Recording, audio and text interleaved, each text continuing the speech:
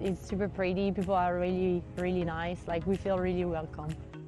I'm from Brazil, and for me the nature here is very different but very beautiful. The sea is incredible. It's flat, it's really salty, but the water is colder than I expected it. I thought that would be closer to 30, so it's good. I prefer when it's cold, so it's great for me. It's crazy when you swim, you can see the fish, you can see everything, so it's different. This is why I love open water. I prefer calm waters, so the condition is perfect to me. I think it's going to be very competitive.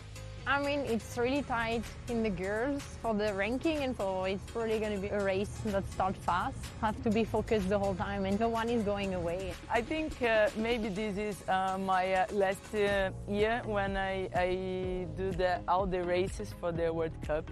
I win 7 times. I'm really happy to continue to swim against for my friends, because everyone for me it's friends, not competitors. And then if it's possible to win again, for me it's amazing.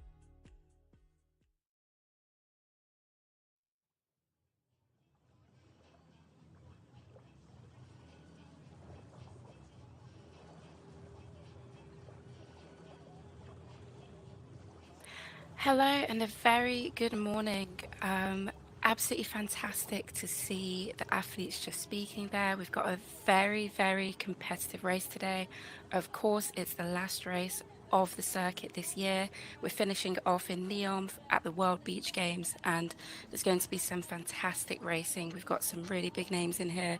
Ana Marcela Cunha, who you just saw, and it's looking like it's going to be a very exciting race this morning. You're right, Alice, and what a scene this has been painted. We've waited all year to get here to the Kingdom of Saudi Arabia for NEOM, the NEOM Beach Games, of course, and there is nothing splitting our top 6 athletes. Any one of them could walk away with that top prize, and of course, prize money going all the way through to top 10, but of course, as well, 29 athletes competing in today's field, representing 14 federations. What a way to round out the season. Yes, certainly. And, you know, we're talking about an overall prize money of $50,000 US. Like, this is a huge amount of money to be able to be walking away with. It can really set up opportunities for you throughout the next few years, moving into LA and beyond. So there's a lot to play for these athletes, as well as the glory and the bragging rights of being the 2024 Cup winner. We've seen it as well throughout the season, the battle between the up-and-comers and, of course, the stalwarts of the sport. None larger than Ana Marcela Cunha, our current leader of the series, sitting a whopping 402 points ahead of Leah Boy in second. And, geez, you really paint a picture between those two. What a season they've both had at the top of the standings.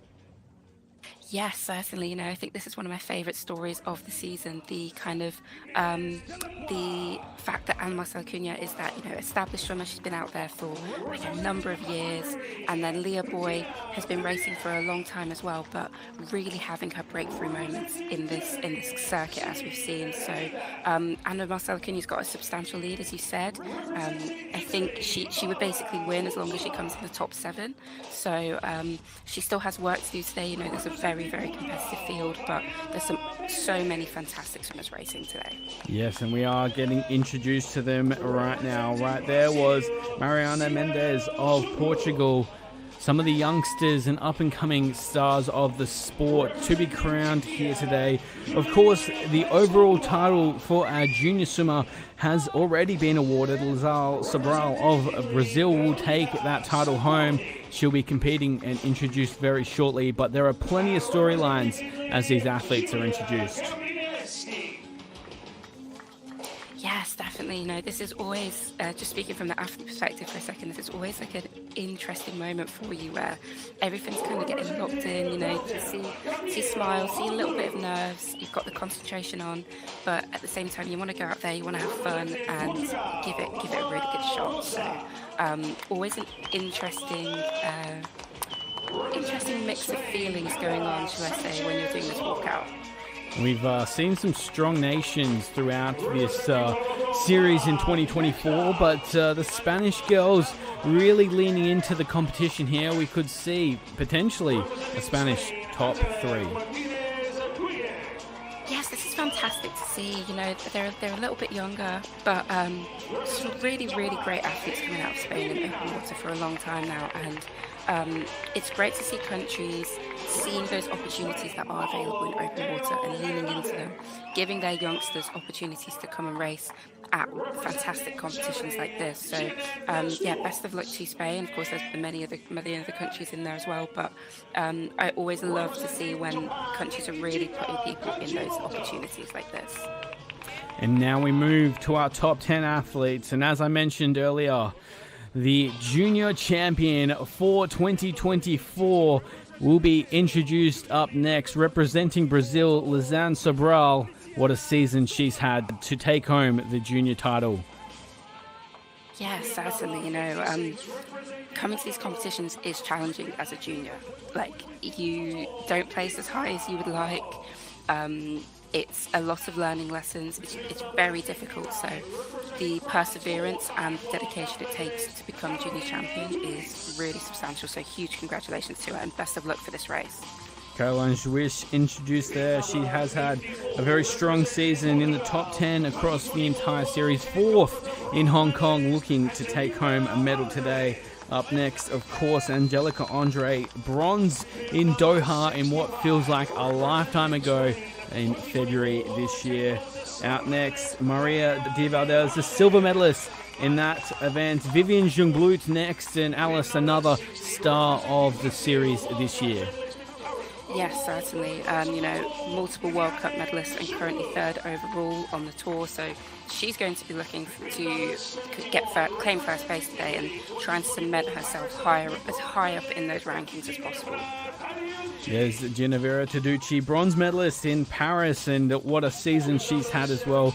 Really strong across the LEN Open Water Series. Up next, Leah Boy, a swimmer in fantastic form. She really did turn the corner in Setable, where she took a dominant win. Up next, Moesha Johnson, another athlete that I'm sure we'll talk about throughout the coverage. But what a year Moesha has had. Silver in Paris and looking to take another win. But here she is, arguably the GOAT of our sport. Ana Marcela Cunha walks out, the current leader for the series, the favorite to take home the overall title, and she just carries an aura around with her, doesn't she, Alice? Yeah, absolutely. I always say if Ana Marcela Cunha is in the race, it's going to be, it's going to be tough. It's going to be competitive. She's such a fantastic racer, always in the right place at the right time, knows how to execute her strategy. I'm always really excited to watch her race and see how things unfold. So it's just so, like, as they're reading out the top 10, it's just so competitive though. So there's a lot going on. We've seen Leah Boy in great form. Moesha Johnson took home the win in Hong Kong just a few weeks ago. So be really interesting to see how these athletes are feeling off the back of that race. What kind of training have they gone through, and what is this race looking like for them? But yeah, really exciting opportunity. And what a venue as well. The first time here, the NEOM Beach Games. There'll be 6 laps of a 1.66 kilometer race. The sprint laps on lap 1, 3, and 5. The overall sprint title being awarded, as well as the overall title today. There is the course. The swimmers on the starting platform. There is not long left to go. We are racing for the final time here in NEOM, and what a time it is to be an open water swimming fan. Stay tuned as we get ready with about 40 seconds till we start.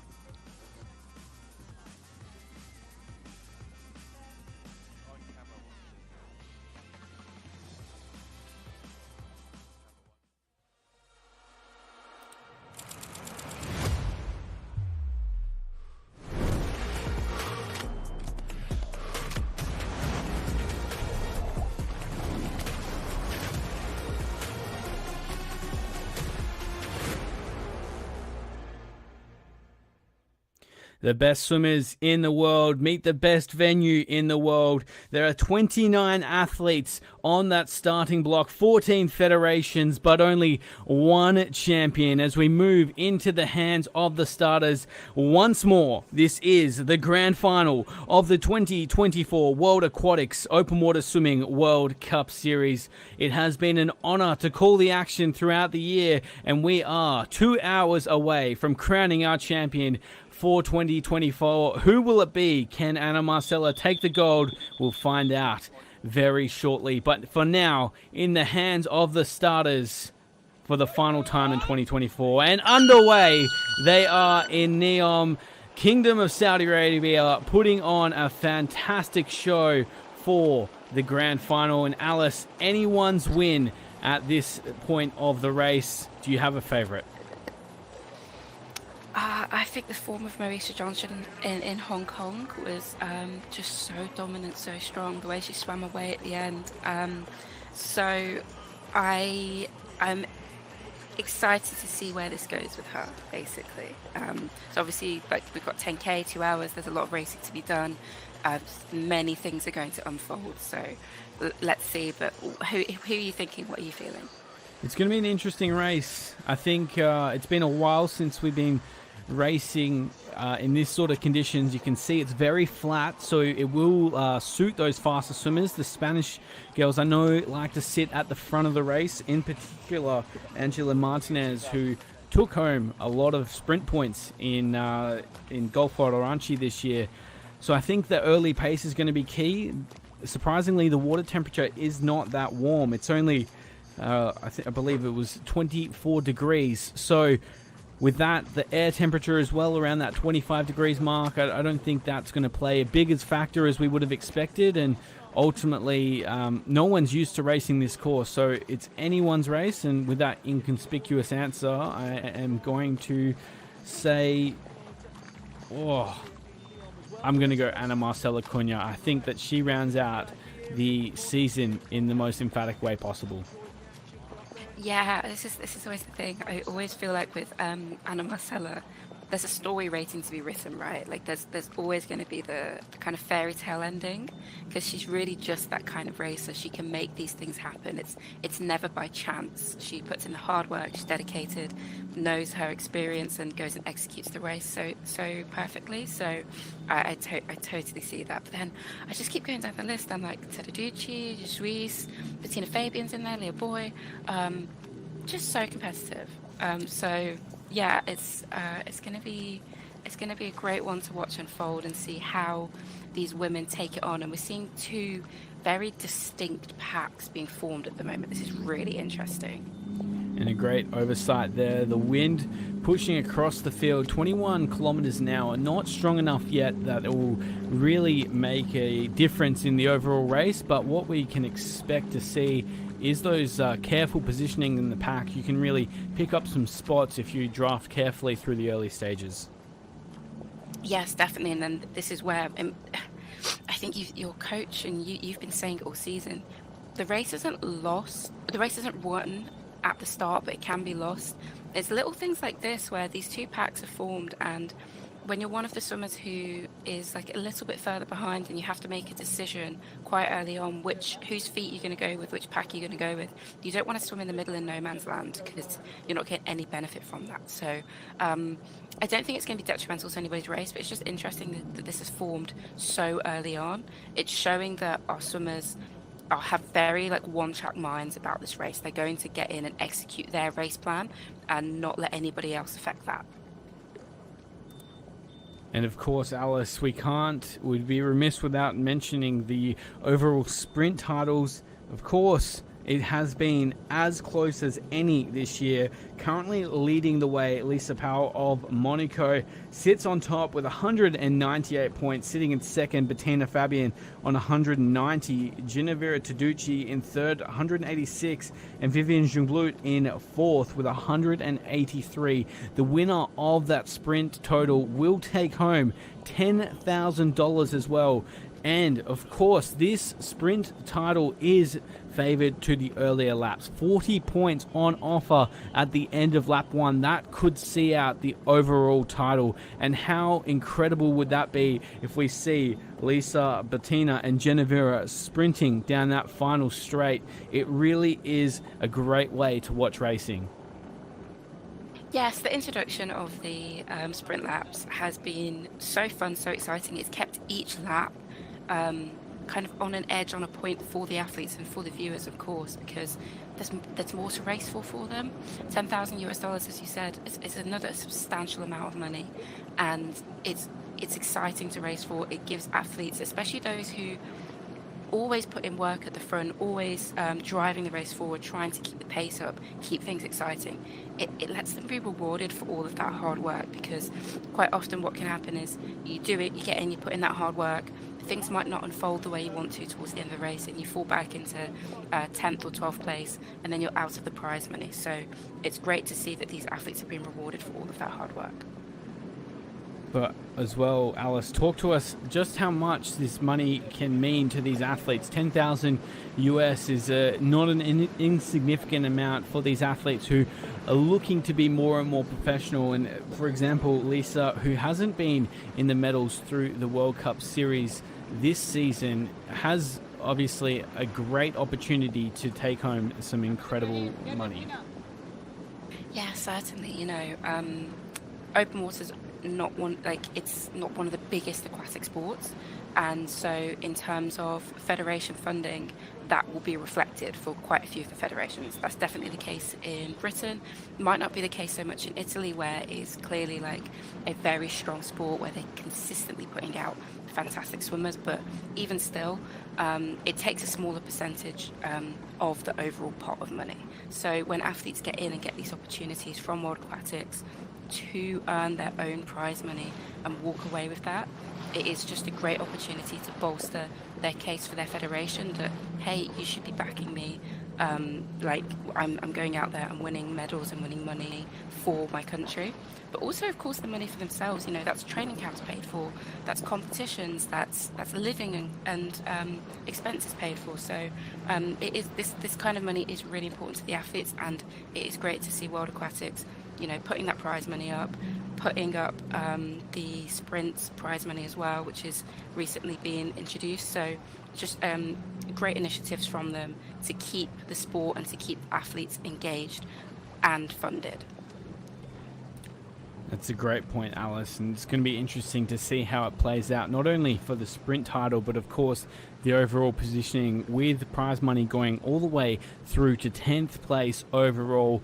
We see here our lead group still nice and tight through the early stages, and I just want to reiterate just how important it is to be sitting at the front of the pack at the end of lap 1.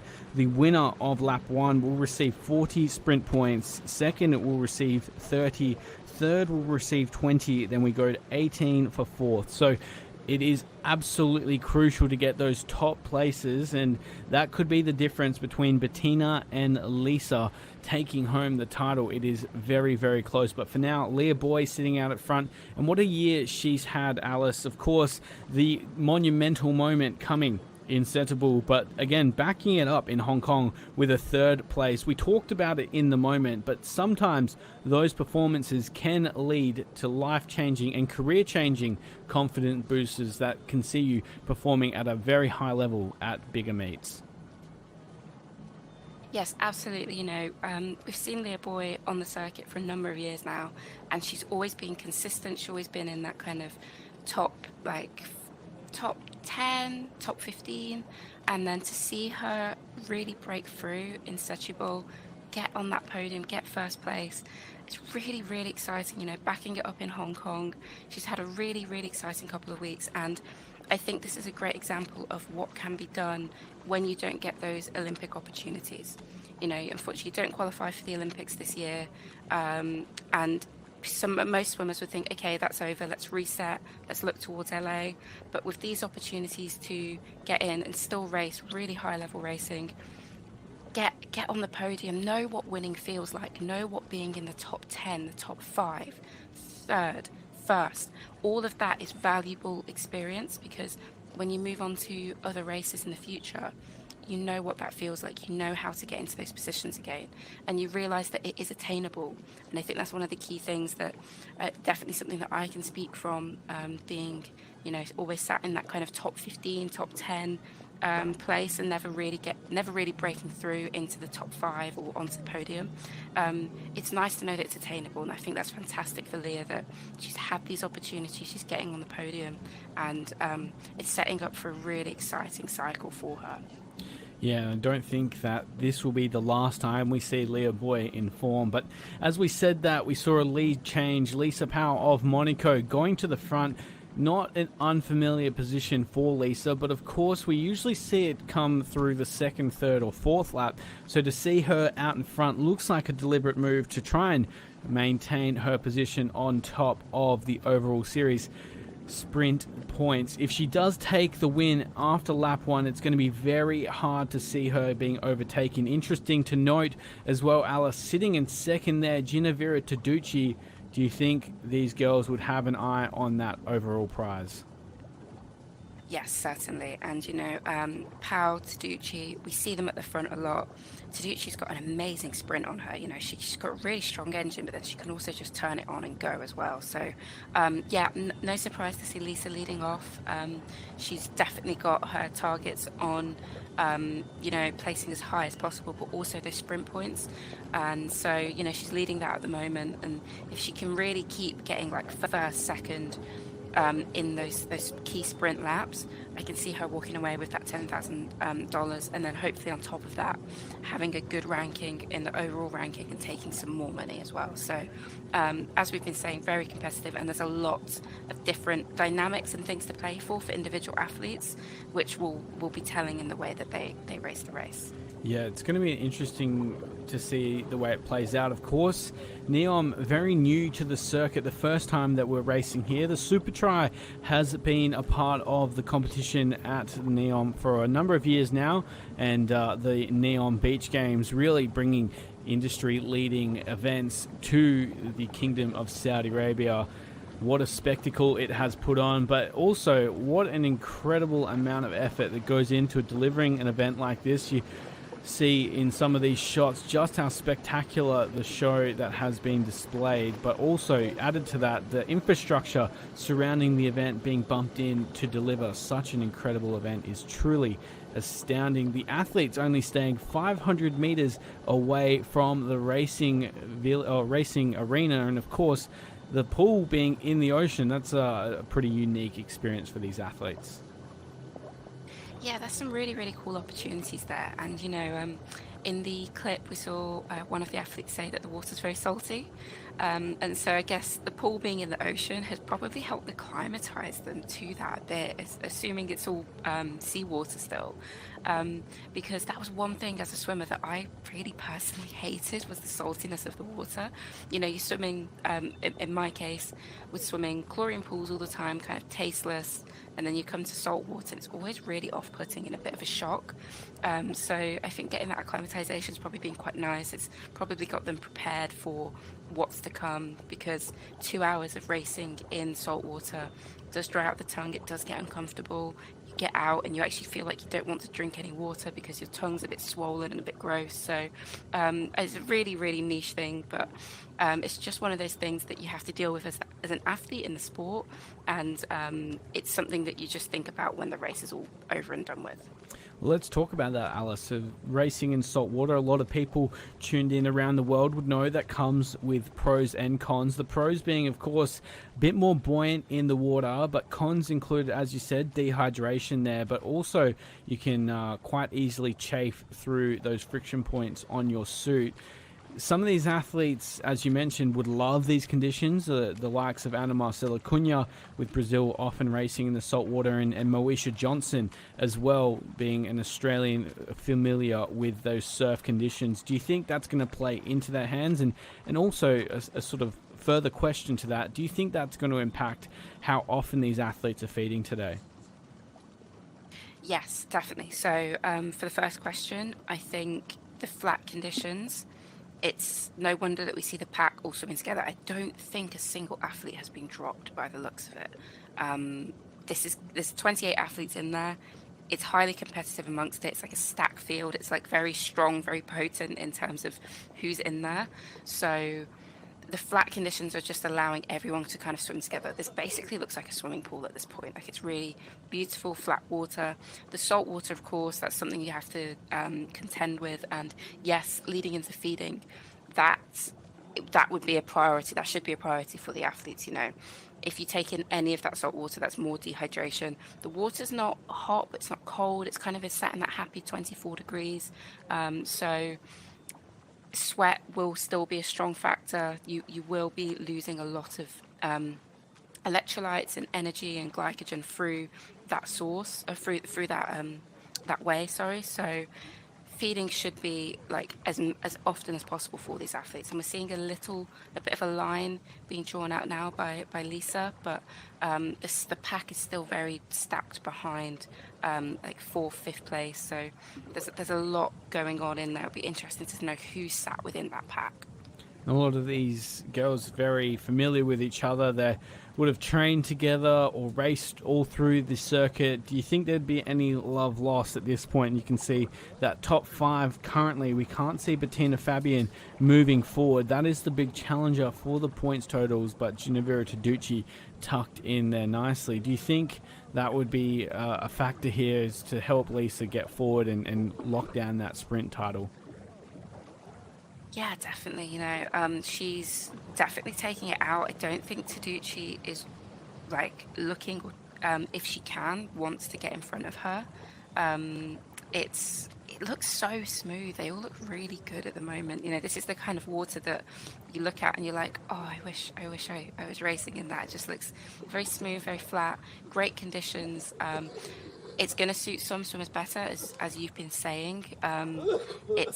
It just allows for those faster swimmers to really be able to get over the race, not have to contend with any kind of waves or bumps. The wind conditions look fairly nice for them as well. So, and we see Taducci, I think, trying to make the move around Lisa now. So I think this is going to be a very fast first lap, as we can see it being drawn out, and Lisa's just trying to close it off at the moment. But this is always great racing to see that these sprint points are really being taken seriously by the athletes, and you get some fantastic moments like this throughout the race.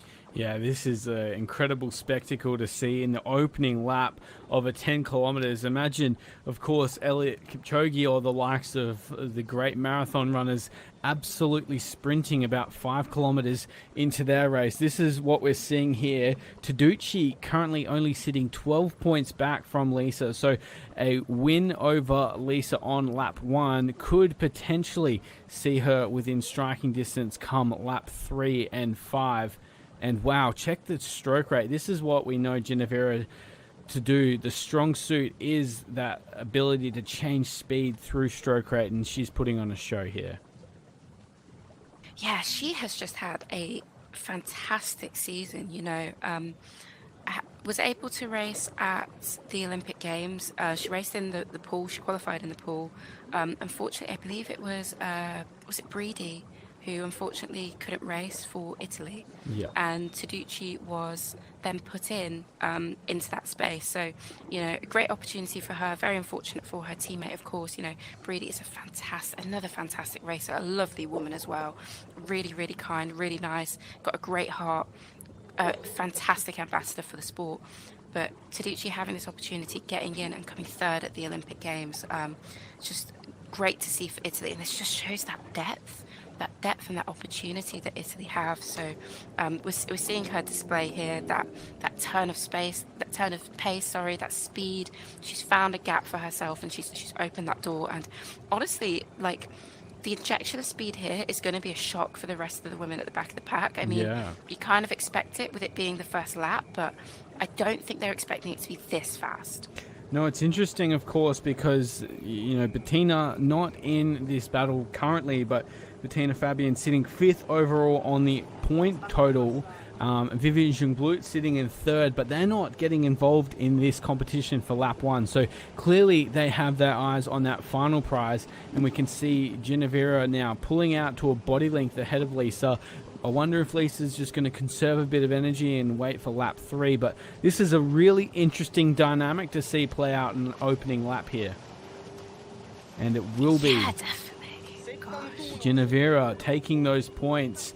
40 points to Ginevra Taducci. Lisa Powell gets second. 30 will go to her. Gabriellecci rolls through in third position, as we see on the screen. Leah Boy in a strong position. Then we see some of the big names rolling through, but essentially Bettina Fabian deciding not to get involved with that sprint title and just slipping through there in 8th. I'm sure we'll see those names pull through the back end of this field, but also of note here, Alice, Ana Marcela Cunha just nice and relaxed, sitting back there in 19th position alongside Maria Di Valdez. Yeah, certainly. This is, I mean, the whole pack is there, like everybody's there, and we just saw the pace has just dropped drastically, as you've seen, like, I think it might have been Lisa up front. She turned onto her back. Taducci, she'll be sat somewhere within there, but I'm definitely certain she's not at the front. The pace has just fallen off, you know, with it not being going into the sprint lap now. So this is going to be a really interesting one. I think it's going to be a little bit of a standoff where like no one wants to pick to be in the lead at the moment. You know, you're seeing the pack is just like swollen at the moment. It's kind of bloated. No one's looking to take that lead on, and they're just swimming it at their own pace, making it comfortable. That, okay, well, I'm swimming at this pace. If I'm at the front, just you're going to have to deal with this behind. And you're seeing a lot of the swimmers. You can see right in the middle there. Kind of bumping into each other, getting on each other's legs. There's not much space for them to be able to move because the pace has slowed down so much. Yeah, this is a very interesting dynamic with no one really wanting to do the work now. Lisa and Ginevra will want to shut things down so that they're fresh for that third lap, which will ultimately, I think, decide who's going to take home the overall sprint title. This is going to be not only playing an impact on the sprint title, but of course this plays into the hands of Ana Marcela Cunha, who does like a slow grinding race, as well as Moesha Johnson. If she can get a 1500 meter flying finish into the end of the race, that really does suit Moesha, who is of course racing at the upcoming World Short Course Championships over that distance. Yeah, there's definitely a lot of dynamics happening here, you know, and this is the kind of race I personally would have loved. You know, you end up like having those injections of speed, so you keep your body warm, you keep everything going. Oh, sorry, I just thought, look, someone's just like completely dropped off to the back, like on purpose. I was just curious who it might be and why. But as you were saying about Ana Marcela, like this is kind of perfect for her, you know, sit in the pack, sit in the middle, stay comfortable, stay happy. You know, the sprint laps are going to come. Like it's not a hidden thing. We expect that from Lisa, from Taducci, from Fabian. You know that they're going to be up the front, punching for those points. But then you kind of expect them to drop off, allow the pace to settle, and then for it to kick up again. So it's going to be very dynamic racing. It's interesting to see who's up at the front at the moment. It's always hard to tell between the hats sometimes, especially when they're all white, but I'm sure we'll get an update on that shortly. Yeah, we will see who is leading. I believe that's still seeing... it looks like Lisa Powell still sitting at the front there, just taking her time, letting anyone who wants to do the work to come through. It's going to be interesting to see how the dynamics play out, because I know Leah Boy is definitely going to want that faster race. More chaos leads to more mistakes for some of these athletes, and those opportunistic winners like Leah Boy really can impact the way that the race is swum here. Looks like we have a bit of movement on the outside of the course. You can see on the left hand side, middle of your screen, Neris, the leading chief referee boat. There is some separation opening here, and the swimmers are very far inside the course here, so that could be a substantial gap when they come across to the turn can. Yeah, it's really interesting. We're seeing this a lot along the straight, aren't we? It's always challenging when you, like, as a commentator, we haven't been able to swim the course. So you kind of like, I wonder what is causing this to happen now. Are we going to see this every lap? Are we going to see it with the men? Just the spreading out of the swimmers, that's not, when that happens, there's normally like very strong opinions on this is the best line. And the fact that we've seen 3 different people be like, okay, no, this is the best line, and then everybody else behind them kind of has to fall in behind it. So yeah, we're seeing it bunch up now, of course, as you would expect. And these boys, I always find it so much nicer to get around. It's more challenging, but I think it's a lot safer for the athletes because it forces you to move around it properly instead of potentially trying to duck under it, which I have done a couple times, obviously going round it the right way, like taking it on the right shoulder, but kind of nipping under it. And then I've had moments where it's difficult to come back up. And you're seeing it here with some of these swimmers. Like, it gets bunched up, it gets physical, it gets tough. Everybody wants the same water, everybody wants the same place. So you're kind of like swimming into bodies, and bodies are swimming into you. So it can be really challenging. So I just think those boys keep it nice and safe and a lot more manageable for the swimmers, and also for the officials who are keeping eyes on the swimmers to make sure everybody's safe. Yeah, this is an incredibly interesting dynamic as we see play out here. I can't remember when the last time I saw the women's field go 8 across into a turn can. This is, I mean, as you were talking about, Alice, it can be quite dangerous for these athletes. If you're not positioning yourself right into those turn opportunities, then you could be losing, tens of seconds very quickly. And in a time where it's all about efficiency over the distance, this could ultimately lead to who's going to take the title. But regardless, I don't know if any of the athletes would have been preparing to swim 8 across through the turn buoys. No, and that's such a good point.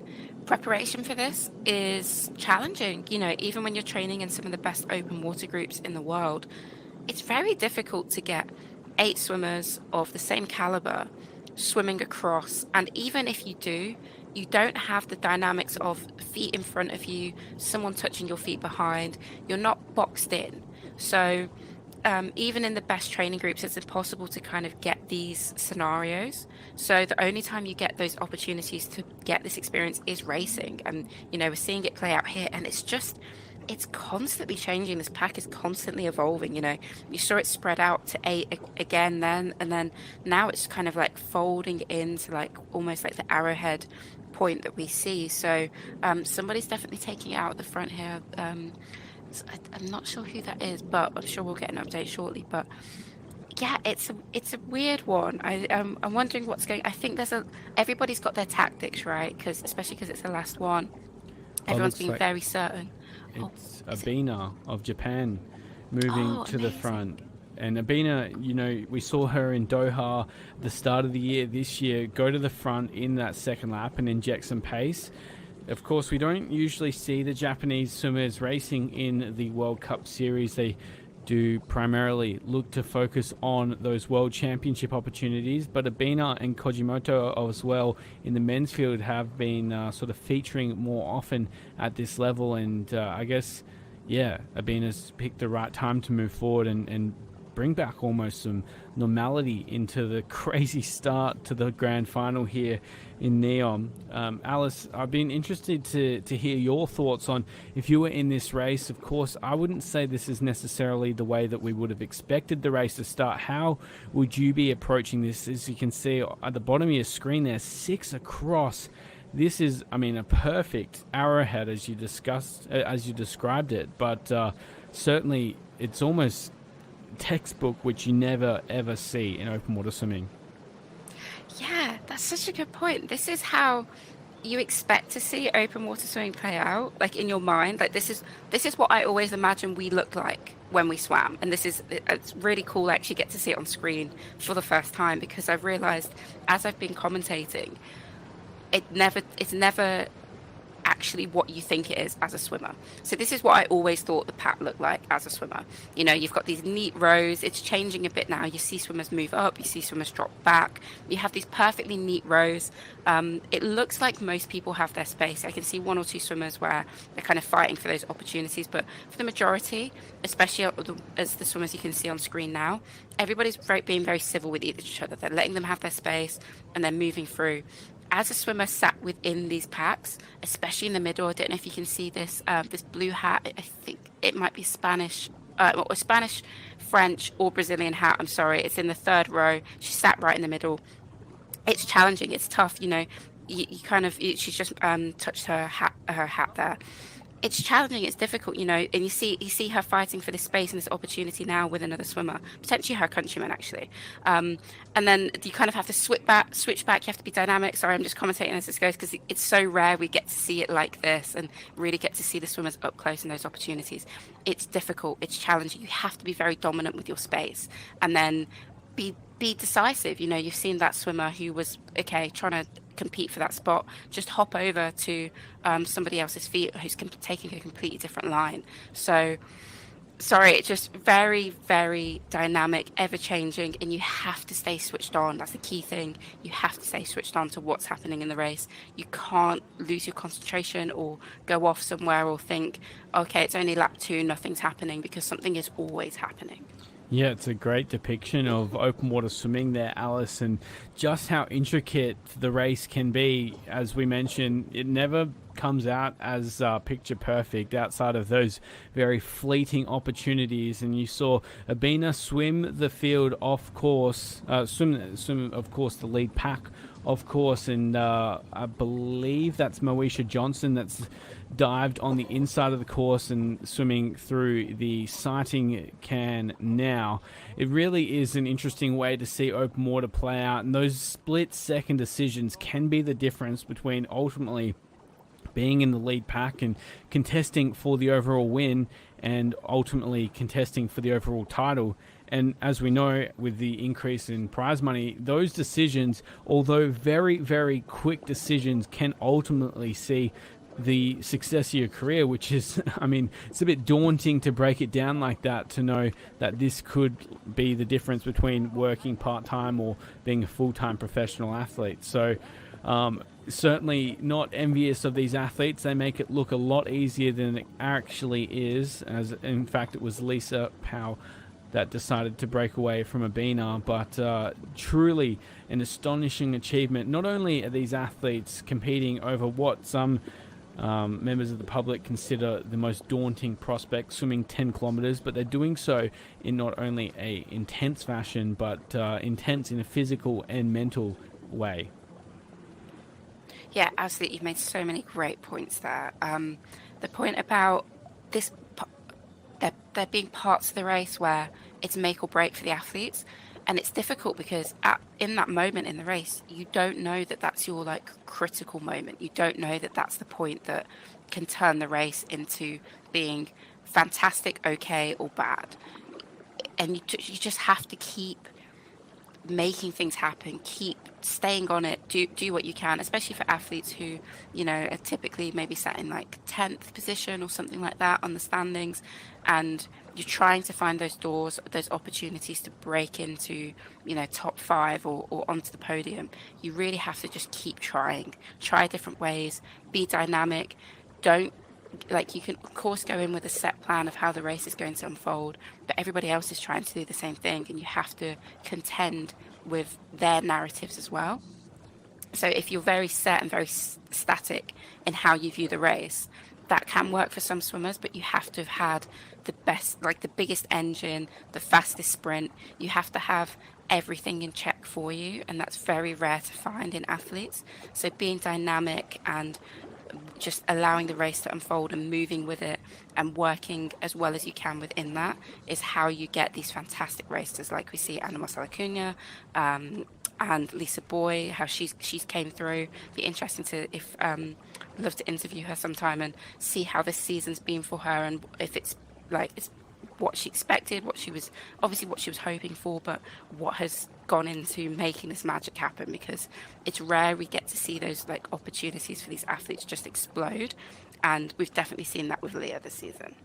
Yeah, it's incredible to see it break down and to be able to understand the narratives that this sport provides. As you can see at the moment, these different groups, every athlete would be believing intrinsically that they are doing the right thing for their overall race. You can see a little bit of a gap opening up between the top 3 to 4th in that lead group at the top of the screen.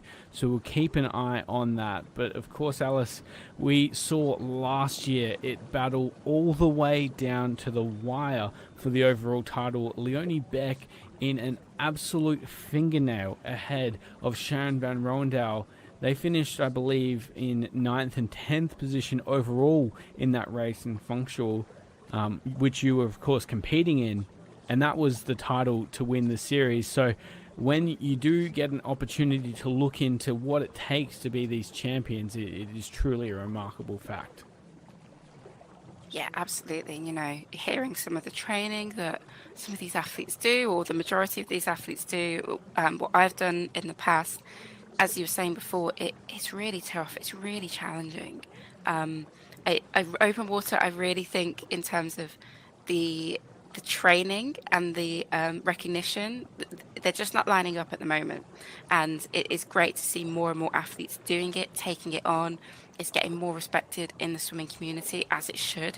I think it is the hardest swimming event. I think it's the hardest event at the Summer Olympics, as I pretty much I like to claim anyway. But you know, we're seeing it now, like how dynamic this race has been. I think it looks like Lisa wants to set up for lap 3, and probably got a bit tired of the bunching up. Because when that happens, especially for a swimmer that's used to having their own space like Lisa, when she's swimming off at the front, she knows what it feels like to swim alone and to lead. When you're suddenly sat back in the pack and you're getting bunched around, you're getting pushed around, and you realize, I actually really don't like this.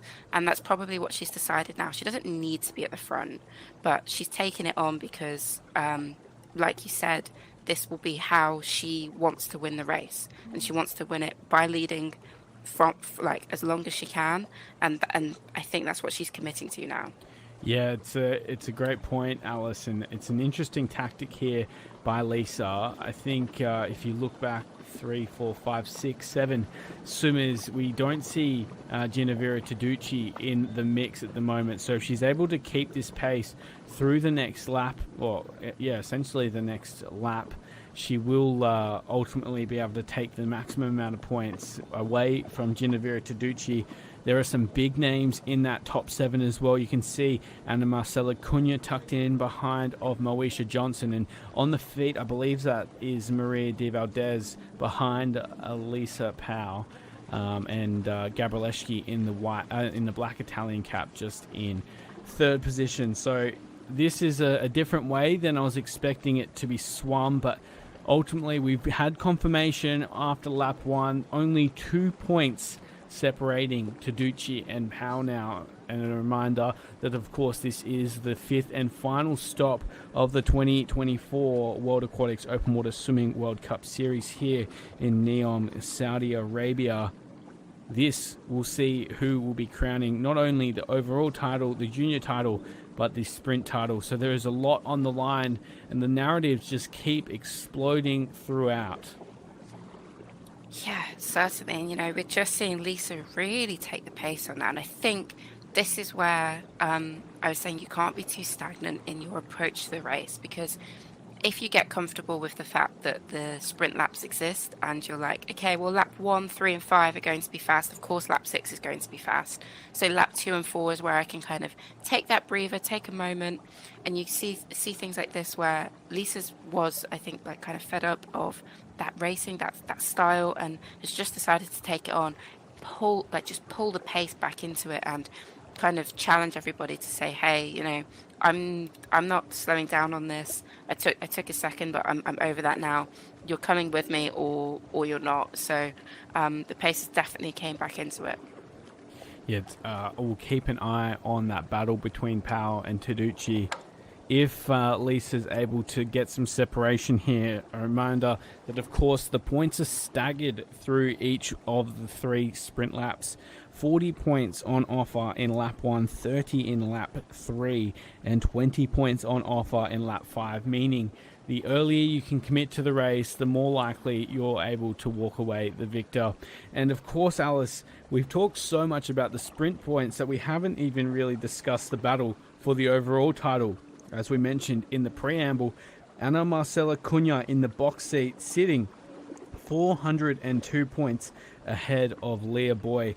The points totals are calculated across all finishes, but essentially for Leah Boy to take home the title, she will need to finish in first place and hope that Anna Marcella finishes below 7th. So we'll see how that plays out. Of course, this year we've seen Anna Marcella compete in many of the, or all 5 of the World Cups now, if she is able to finish the race here, and was able to pole very high in all 4 of the finished races thus far. And ultimately, you know, that is why she's considered one of the GOATs.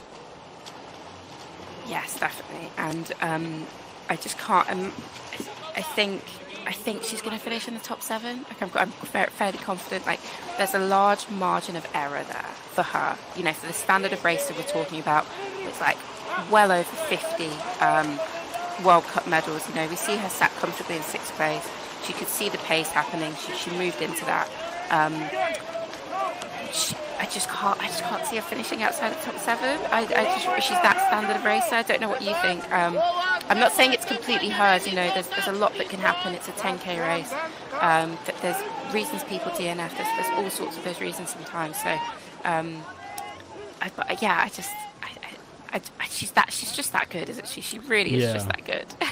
she did finish in 8th position in Hong Kong the last time round, but also it's interesting to note that traditionally we see Anna Marcella Cunha sitting very far back in the pack and moving through quite late, which is what I believe happened in Hong Kong. Of course, very trying conditions. The race started an hour earlier than expected due to the typhoon weather system that was approaching on the race, and ultimately Moesha Johnson was able to jump away with Ginevra Taducci, and chaos was ensued through the pack. So I think the fact that we see Anna Marcella Cunha near the front has been created deliberate, and ultimately for Anna Marcella, she doesn't need to win the race, she just needs to finish in that top 7. So the pressure certainly not sitting on her, but the rest of the field, and I can't imagine that there's going to be the collaboration across the top 10 to see the required victory for Anna Marcella. But I will say that although Anna Marcella might not necessarily be looking for the overall win, she does look promising, but so does Moesha Johnson, sitting in 3rd currently and looking sensational, Alice. Yeah, this is the thing. Like this, every time I'm like, oh yeah, she could win it. And then I keep pulling out more and more names, and the standard of racer that we're talking about across the top 10, even further down in the overall rankings, it's just so strong, and it's so competitive. And you're right about Anna Marcella. Like the fact that she sat further up shows like pure intent of, yeah, I'm looking to secure this out. Like you're going to have to do something really big to try and take this away from me. You know, we've seen the introduction of the trophy for the first time. It was in the shots at the start with the swimmer's arm coming over the water. Really, really exciting opportunity, and to have potentially Anna Marcella being the first name on it, I think would be really fitting. I really do. Like I think she has been. I'm such a fan. She's been in the sport for so long. She's been driving it forward. She's always been competitive. She's always been on the scene. So I just think it will be a really great moment in 2024 after she's won an Olympic medal to have that trophy kind of round it out for her. But I really don't think this is the last this is not her swan song. Like No, she is just not. that experienced. Yeah, it's crazy to think back to 2008, the inception of marathon swimming, to the Olympic Games, and Anna Marcella Cunha was racing back then, and now 81 international medals later, a gold in Golfo Aranci, silver in Setable, as I mentioned, 8th in Hong Kong, and the resume creates itself. But Anna Marcella Cunha, just 32 years of age, so really it's not out of the question that she could be competing in LA. no, absolutely not, and especially a sport like swimming, where it's low impact. You know, that you just have to keep your shoulders healthy. That's the main thing. Shoulders and hips potentially, but it's typically shoulders that go in swimmers. Keeping that healthy, you know, you're not running where it's like a load of impact coming through your joints. So there's so much potential for athletes to go older, to get older in the sport. Sorry, I just think the one thing that often limits athletes is the lack of variety in training, and I say that as in the most polite way to swimming as I can. Is sometimes training can be quite boring. You know, mentally, there's not, especially for open water swimming, it's difficult to get a lot of stimulus for it, and we've seen that with Anna Marcella, where she's moved training programs, she's keeping things fresh, she's keeping dynamic, she's not stuck in one place saying, I know everything, my coach knows everything, this is how we do it. She's willing to move and to learn, and that definitely shows the intent that she has had a very long career so far, and I think it will go much further as you said. And to your point, Alice, whilst the training can sometimes be repetitive, it makes it a lot easier when you can collect a nice purse at the end of the season. $50,000 on the line, as well as, of course, the season prize money that has been on offer through all 5 stops. It certainly makes it a bit more palatable for those early mornings. Yes, definitely. No, this is such a good point. And as we talk about the athletes that do get these opportunities, I'm just going to give a shout out to the athletes who do all of that work really hard, and don't ever quite get to getting those opportunities, or, you know, being able to swim for their country, or punching into the top 10 to get that prize money. So there are a lot of people in the sport that make it as competitive as it is, if that makes sense. You know, without those people who want to get in and give it a go and potentially not get there, but still keep trying and still keep putting their heart and soul into it, it doesn't put the value on what these athletes do, on what we see the first place winner do. So as a community, I think swimming really has so many people working so hard in it, be it support staff, coaches, athletes, and that's what makes it so desirable and so exciting to be an athlete and to get those opportunities. That's a great point, Alice. You mentioned in lap 2, of course, that this sport, in your opinion, is the hardest summer Olympic sport, but especially in the swimming ranks, it has a sort of aura around just how difficult it has been, or it has sort of become, especially the way that the race has evolved, where it's no longer a 7.5 kilometer easy swim and a 2.5 kilometer sprint. A lot of the races are really quick off the start, which we did see once again today. You have a very close relation to one of the stars of swimming that came across in Paris to race in the marathon swim, in Dan Whiffen. And tell us, obviously, we've seen the viral interview of Whiffen post that marathon swim in the Seine River. Do you think Dan will be coming back to open water swimming, or do you think it's sort of a show of just how tough this race can be? Yeah, Dan.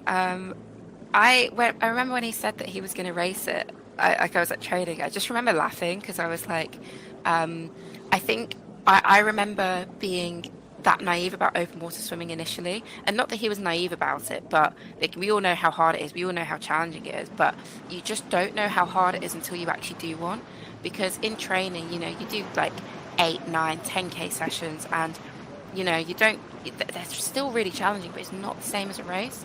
So I think it was interesting to see pool athletes go in and give it a go and just kind of hold a mirror up to how difficult this is, that even the fastest men in the pool are still, you know, not finishing in those places that they finished in the pool. But in Dan's case, I really would love to see him give it another go.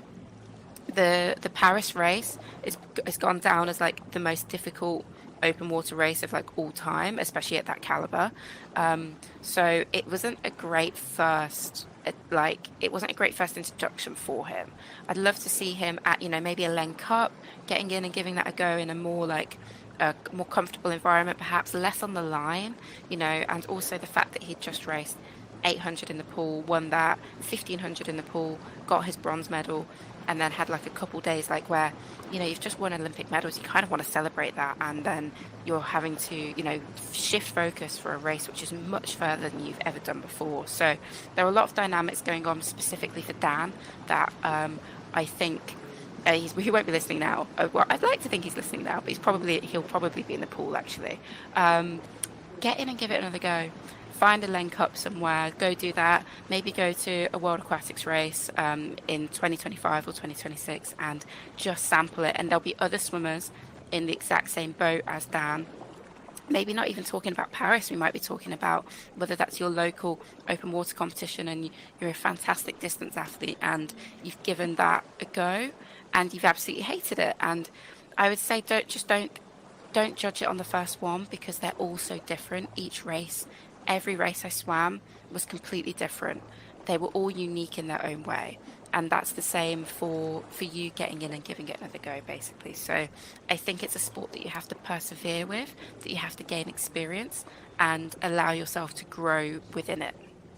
It's a great point, and I guess a true testament to what open water can provide, because not only is it that opportunity for you whilst you have your elite career, but of course open water swimming, one of those special sports that can stay with you throughout your lifetime, of course. We saw earlier this year the Masters World Championships in Doha, and once again in 2025 we'll be heading to Singapore for not only the World Aquatics World Championships but the Masters World Championships as well. So it truly is that special platform for you to grow with the sport, and I'm sure never counted out after your first time. Often for many, the first time is the hardest, and it's remarkable to think that Dan Whiffen took to the water in Paris to compete for his first time, because that would have been an absolute shock. But good on him for giving it a crack.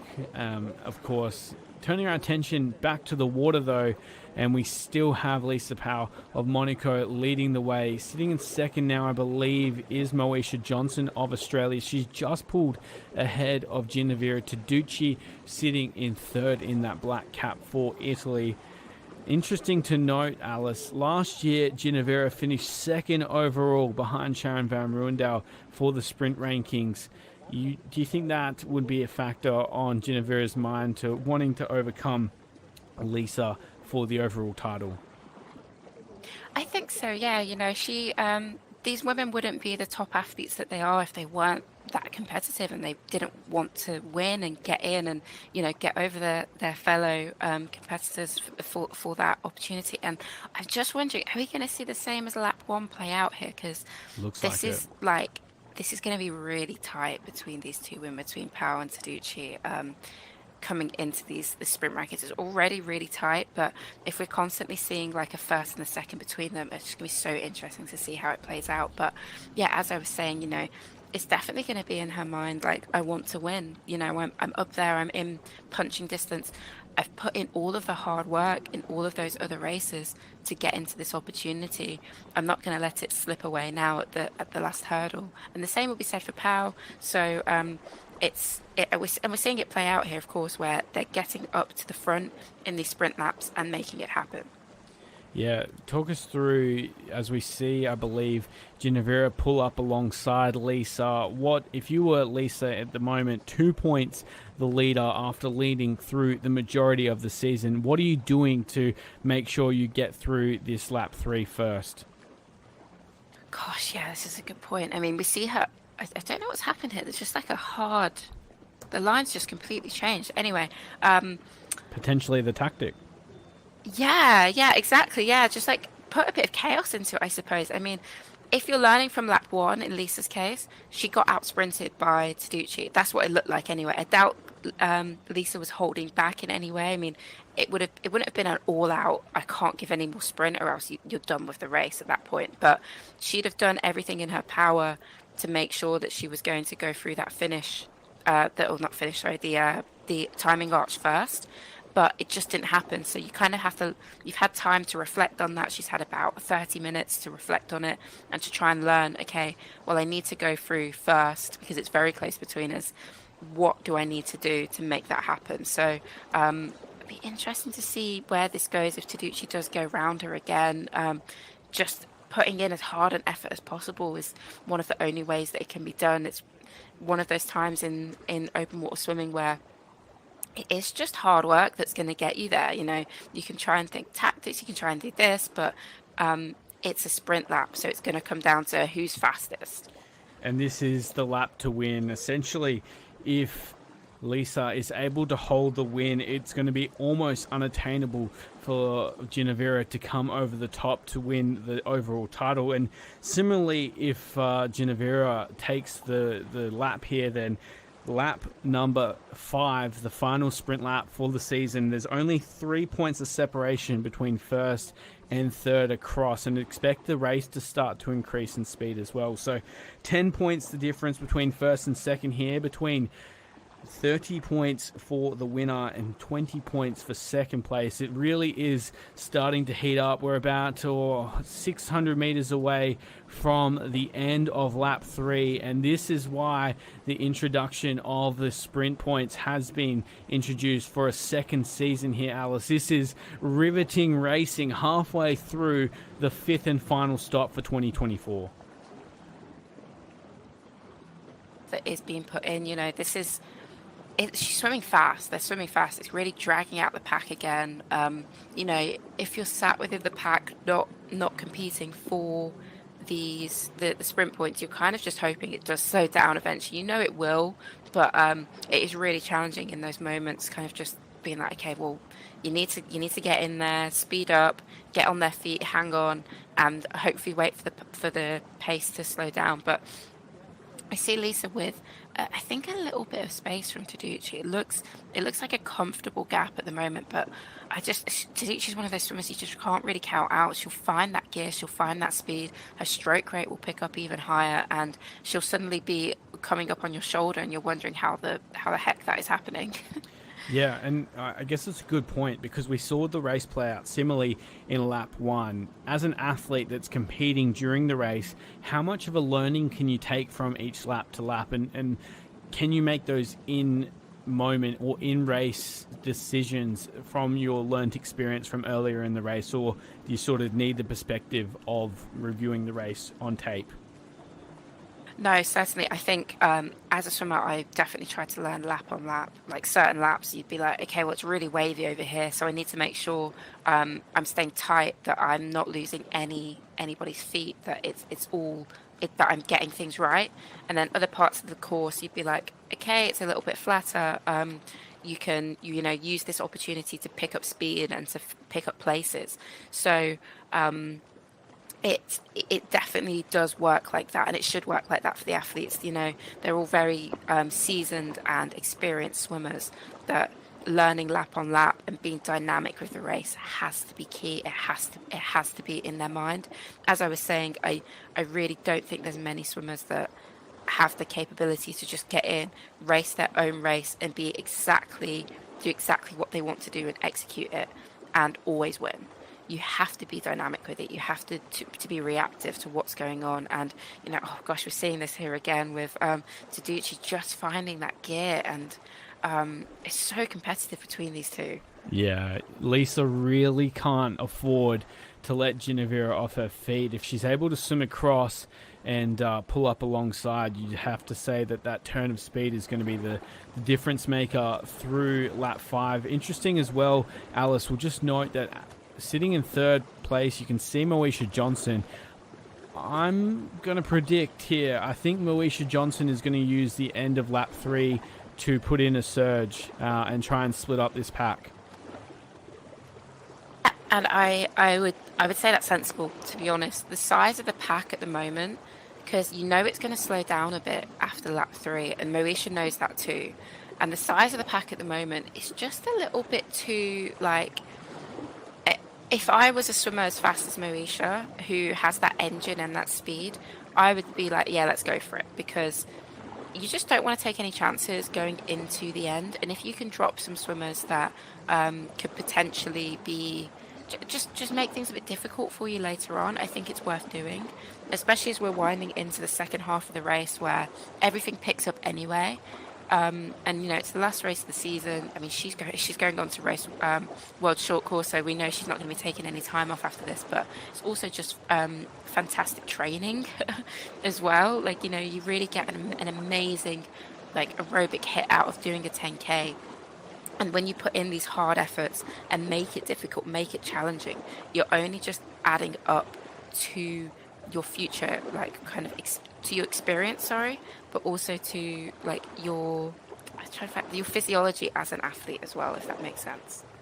So an interesting move here. You can see Taducci on the on the outside of the course, but now pulling up alongside Lisa Powell. This could be the overall title. They are absolutely sprinting, as it is said on the box. The sprint title for 2024 coming down to the final strokes. Who's going to get through? Oh, that is extremely close.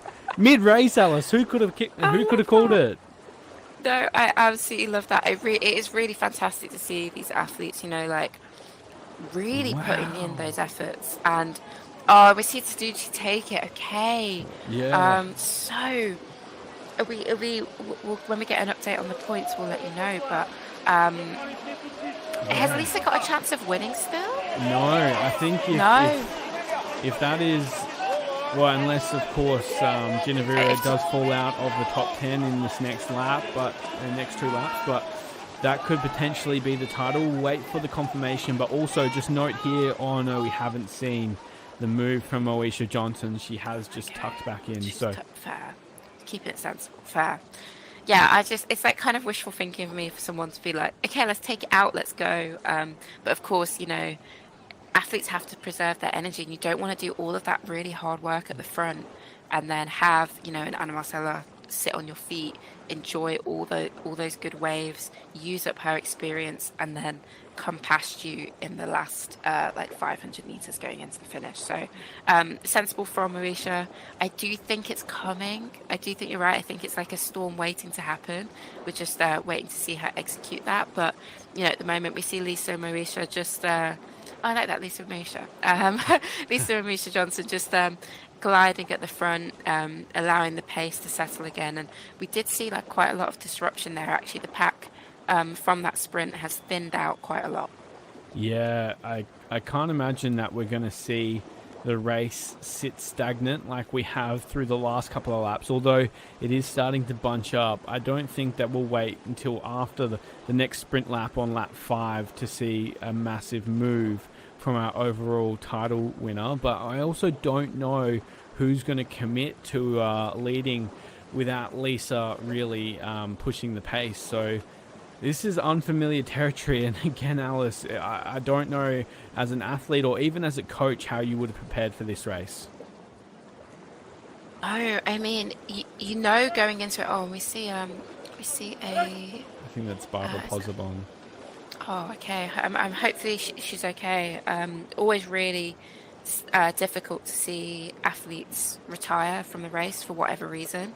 Of course, safety always comes first. Sometimes certain things can't be helped, so hopefully she's okay. But yeah, in terms of training for this race, I mean, or like even mental preparation, you know that there's a lot on the line for a lot of swimmers. You know, you've got Anna Marcella, who needs to finish top 7, so you know she's going to be at the front for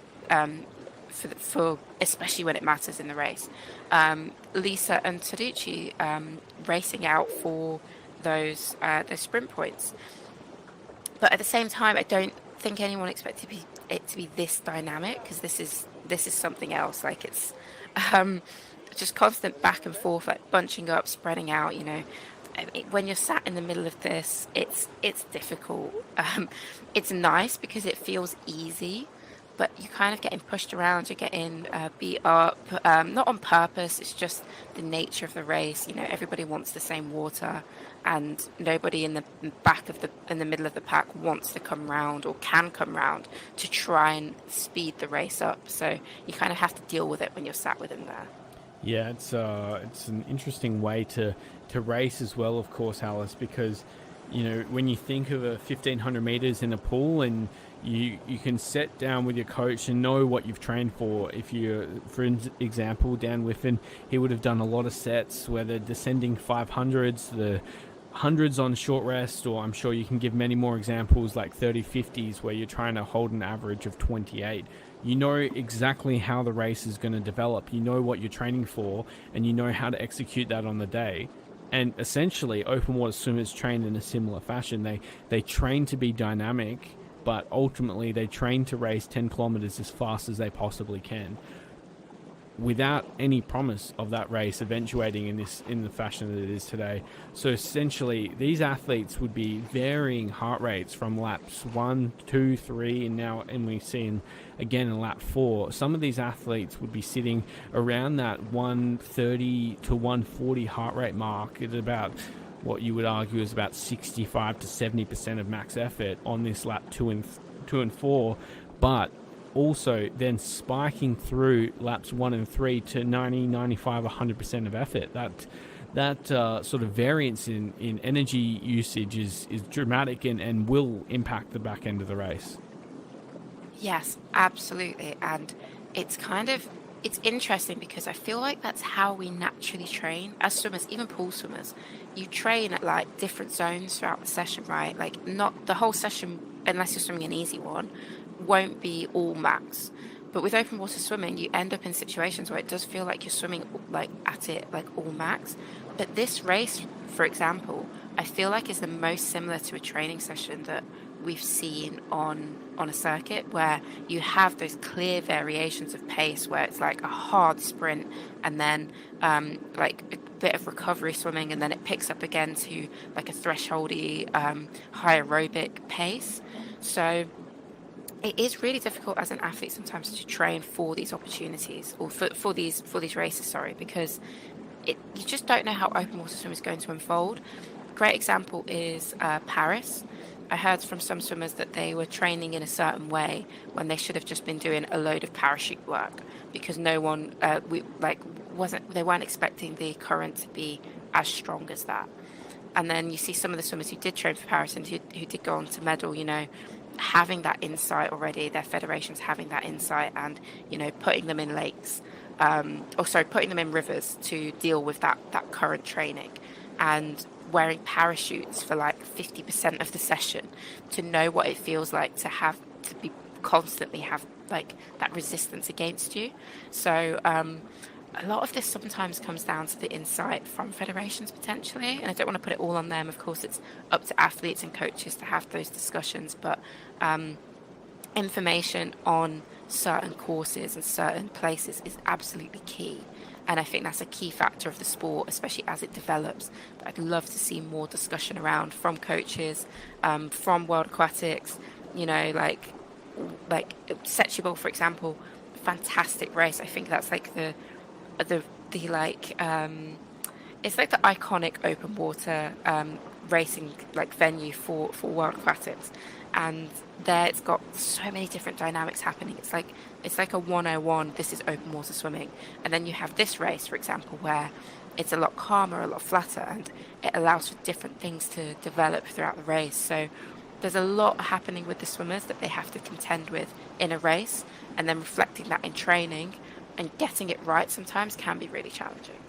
Yeah, it is a great point that you make, and I really want to dive deeper into that around, especially in my belief, what the Olympic venue provides to the sport, and especially around the evolution of some of these athletes. But a couple key updates in the time that we've been seeing lap 4 play out, Alice. We have just received confirmation that Lisa Powell actually took the win at the end of lap 3. So taking the maximum points there, she moves now 12 points ahead of Ginevra Taducci, which means essentially that if Lisa is able to finish within the top 7 at lap 5, she will take home the overall sprint title for 2024. So a monumental moment in the race there.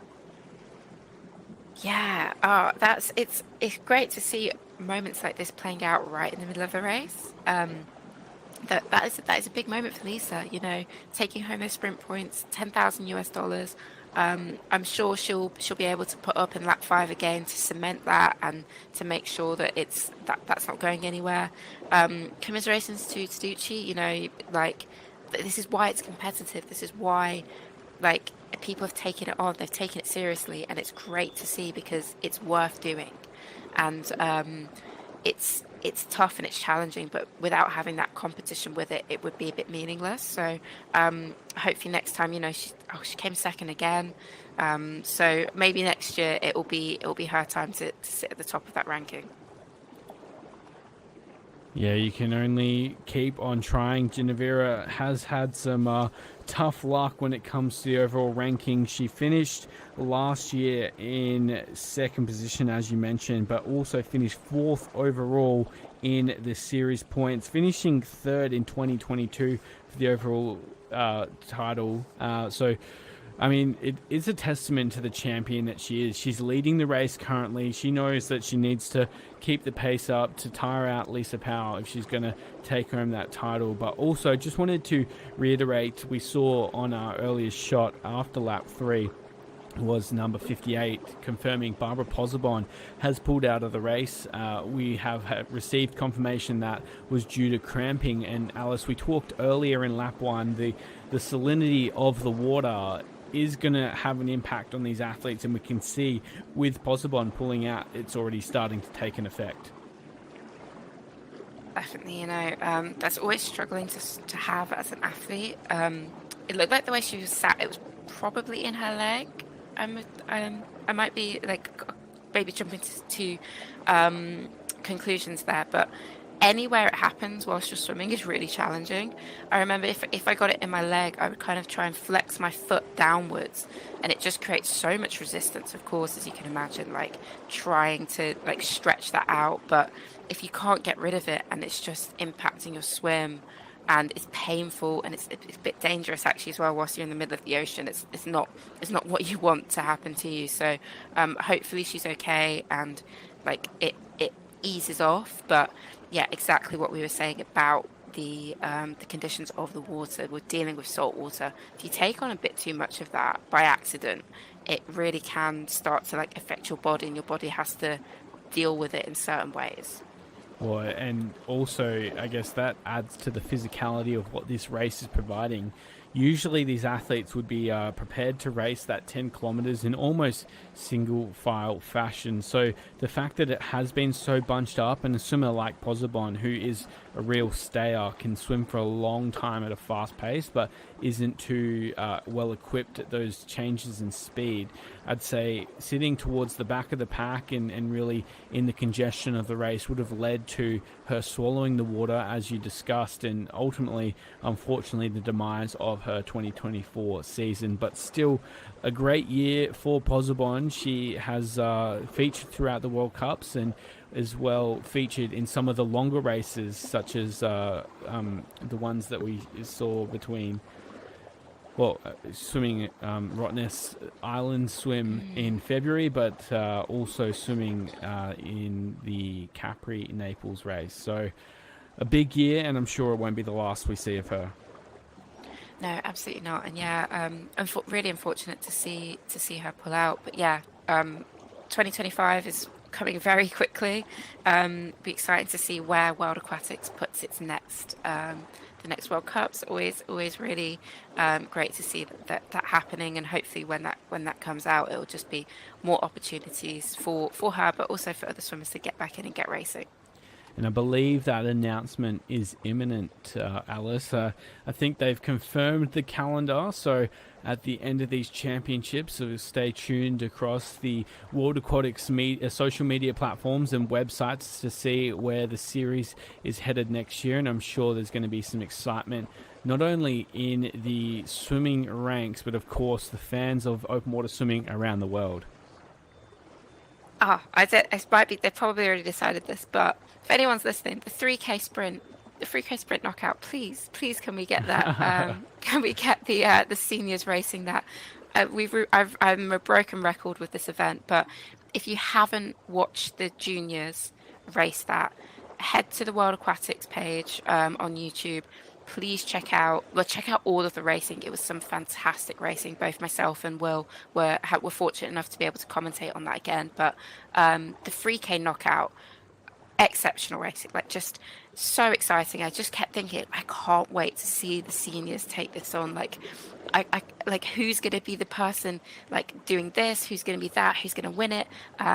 It's a really, really exciting and innovative way of doing open water swimming, and I'm really fingers crossed we see it in the World Cups, but hopefully at World Championships, and then, you know, the dream would be the Olympic Games, of course. Yeah, it is a great way to watch open water racing, and it really tests the athletes as well. We saw a surprise victor in the boys' ranks, I believe it was Kojimoto of Japan, taking out the overall win, and Kaito Shimori, in fact, taking the overall win. So, truly birthing the next generation of stars, which, of course, we've come to see at the World Junior Championships, but certainly an exciting way to watch racing. Yeah, and it's just the narratives that again unfolded in that were just so fun and exciting, and it's great to see World Aquatics thinking of new ways to have open water swimming be, you know, a sport. It's not just an event. It's not just like the 10K. You know, there's the relay. There's the 25K, especially at the Len Cups, or there's the ultra marathon swims around the world. And then the 3K knockout is another way, especially to introduce pool swimmers to it. You know, that's the kind of event that, you know, a Dan Whiffen would sit in perfectly on, where basically that's a trait that's like similar to what we do in training, right? It's not too alien for him, and especially if you get it on quite a flat course, it could be a very different it's a very different style of racing to a 10K. So, you know, really, really hopeful that we see that in the years to come. I'm sure we will. It's going to be an exciting future for open water swimming. Of course, 4 years until the LA Olympics, and there will be a number of athletes in the field eyeing that off as we look through some of these athletes that hold the current head of the sport. Moesha Johnson, 27 years of age, still has plenty of swimming left in her, and of course, Alice, 27, be 31 in LA, and then potentially 35 swimming into the Brisbane Olympic Games. As someone that grew up racing and sort of admiring the way that London inspired a nation in 2012, what does that mean for an athlete like Moesha with the allure of a potential home Olympic Games on the horizon? Yeah, this is really interesting and such a great point. You know, if she swam to Brisbane, she'd be 35. That's very doable. You know, sports sciences came a long way. It looks after athletes now. They're not falling out of the sport age 22 like we saw not even that long ago, to be honest. So it's fantastic to see that. I think if the body and the mind is capable of doing it, then it can be done. It's just 8 years there's a lot to happen in that time. You know, injury, lifestyle changes. You know, so many things can influence an athlete's decision to keep going or to retire. In Moesha's case, she, you know, I feel she's really coming into her own now. She's a fantastic athlete, but these past like 2-3 years, she's really just been ramping it up, and really has a great opportunity to cement herself as one of those like consistent, strong racers. And moving forward to LA, I think that's definitely what she intends to do. Then off the back of LA, I don't know. I'd probably personally take a bit of a break because it's going to be these years are very full on. There's a lot going on in them. There's so many opportunities to race, which is fantastic. But with that comes making sure that you're managing your time and your effort and your energy well. And the training group that she's in as well is just so tough. It's so challenging, you know, in that group with Bernd in Germany. Finja Wunram came through there. She retired after Tokyo, but another fantastic swimmer. Who else is in that group? Sharon. Yeah, the depth of that group is so strong, and it's got a lot going on within it. And I just think the training is so challenging, and it creates these fantastic swimmers like Moesha, like Sharon, like Finja, and I just think there's a certain point where you do have to take a break from it, even if it's a couple months. It's tough and it's challenging, but it creates this caliber of swimmer that we see.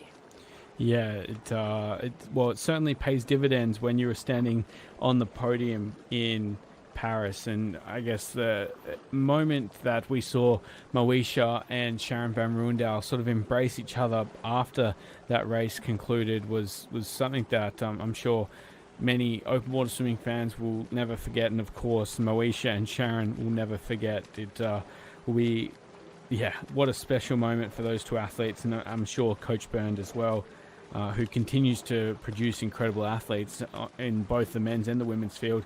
Interesting to note, Alice, racing later in the men's field, we will see the return of Florian Walbrock. And when it comes to courses, it's hard to go past courses like this that really suit the likes of Florian. Yeah, that's really exciting. Florian, 2021 Olympic champion. I think maybe finished 5th or 6th in Paris. Yeah, I can't. Yeah, just slightly off it, and but fantastic racer. I think he's the one that I kind of point to when we're talking about the change, especially in the men's race of racing. I think he was the one that really broke that and made people realize, this can be done. Like, you can race it from the front with this high speed. Got a fantastic 1500 PB. So it'd be great to see him back in this. And like as you're saying, the conditions of this race will suit him, of the water, will suit him very well. No one's just going to let him walk away with it, though. It's going to be still a very tough, challenging race. There's a lot on the line for a lot of the swimmers. We've seen the Italians so strong in the men's race. So that's going to be a really interesting one. But it's great to see him back in racing, another of Bernd's swimmers. And that program, I heard some of the training stuff that they did, and I was just like, wow, like, I can see why your swimmers are the best. Like, I can see why they are able to get in and deal with any conditions that they're put under, racing everything from the 5K to the 25K. It creates a strong and resilient swimmer. It certainly does, and creates a successful swimmer as well. At the end of lap 4 there, just over 3 kilometers to swim, Ichika Kajimoto of Japan leads them through. The pack has joined up once more. You can see Lisa Powell of Monaco sitting in second position there, all but sewing up that top finish in the sprint total. Remember, she has to finish within the top 7 at the end of this lap to take home that title, and I'm sure we'll see Taducci fire a shot once more. These athletes probably wouldn't know the result of lap 3, Alice, so I'm sure they'll be battling. In fact, there you go, locked in once again in that battle. But moving back through the field, I'm pretty interested to discuss the overall title. We saw that Moesha Johnson and Ana Marcela Cunha really sitting further back in the field. I wonder when they're going to make that move. But, of course, there's prize money through the top 10, which we discussed. We've talked about first place collecting the $50,000. Second will receive $35,000. Third, $25,000. And fourth, $20,000, all the way down to 10th, who will receive $1,500 US. If we look at the top of the titles, Ana Marcela is leading 402 points, the gap between first and second. But it is incredibly close all the way down to 6 with Ginevra Taducci. She's only 300 points away from that top 3 finish, which ultimately is a difference of 10,000 US. So obviously they would have a good understanding of each other. They've swum against each other throughout the circuit, but Ana Marcela Cunha, Leah Boy, Vivian Junglut, Caroline Juiz, Bettina Fabian, and Ginevra Taducci, how much do you think they're sort of starting to position themselves to move forward in this back end of the race? Anything to chance on the last lap, especially when we're talking about the experience of these women. They're all like, they've raced a lot of races between them. It'll be like hundreds of races done. So it's important that you are in the right positions getting into lap 6. Very little changes in lap 6 in terms of coming in and out of the top 10. Once you're like going round into that lap, you really need to be up there and punching for it, because you don't get as much opportunity to make things happen. Everybody's going for it. The pace is hot.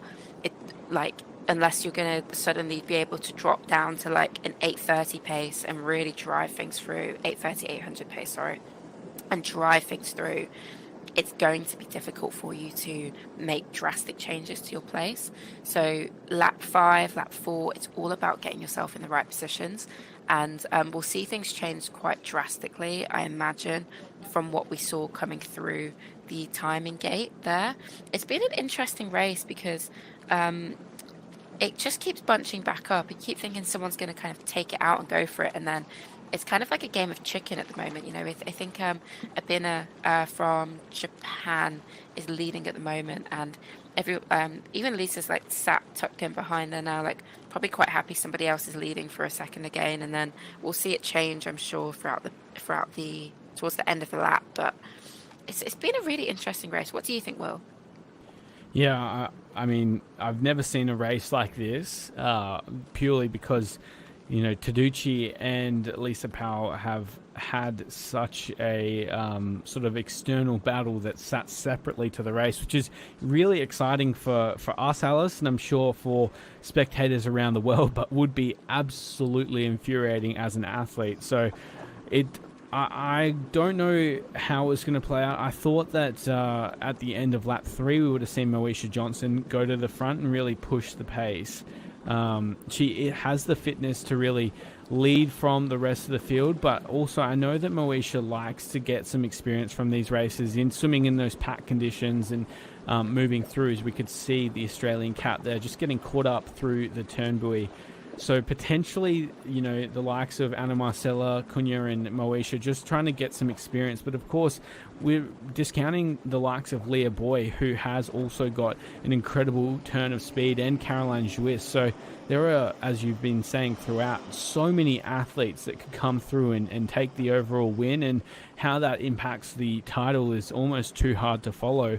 But I'm loving the battle between Lisa Powell and Ginevra Taducci, and I'm sure we'll see one last time here in lap 5, and then it will be fireworks. 1,600 meters is not a long way for these athletes, and if I'm being honest, Moesha Johnson's best shot of taking the win ahead of the likes of Anna Marcella Cunha is going from about that 1,500 meter mark and really leaning into that speed endurance that she has and moving away from the field, because as we talked about in lap 2, just how crucial it is to make those split seconds decisions to overall victory, and there's no one better in the world than Anna Marcella at making those. Yeah, that's so true. Yeah, you don't want to be coming into the finish funnel with Anna Marcella next to you, because just the speed, the experience, she knows what she's doing. She knows how to win races. She's done it like countless times before. There's a lot going on here that I'm surprised we're really not. I think it might be Taducci taking it off the front again, but yeah, I'm surprised we're not seeing Moesha, really take this chance, this opportunity. But I feel like she's probably in control of it, in the sense of she knows no one's like going crazy at the front. It'll be a very different dynamic if all of a sudden someone was like swimming off the front and injecting that pace. We did see her sat in the back, as you said, going around that buoy, and I think that's such a great insight that she wants to get some experience sat in the pack like that, because that's what these races can be about sometimes. It doesn't always have to be like I'm swimming at the front to win the race from the front. Sometimes, whatever happens, circumstances in the race, you might have to sit in the middle of the pack, even if that's not your style of swimming. Your goggles might fall off and you might need to grab a new pair, and it slows you down, so you fall into the pack, and then you have to try and get out of that and navigate around that. And that's really valuable experience for athletes in learning how to do that.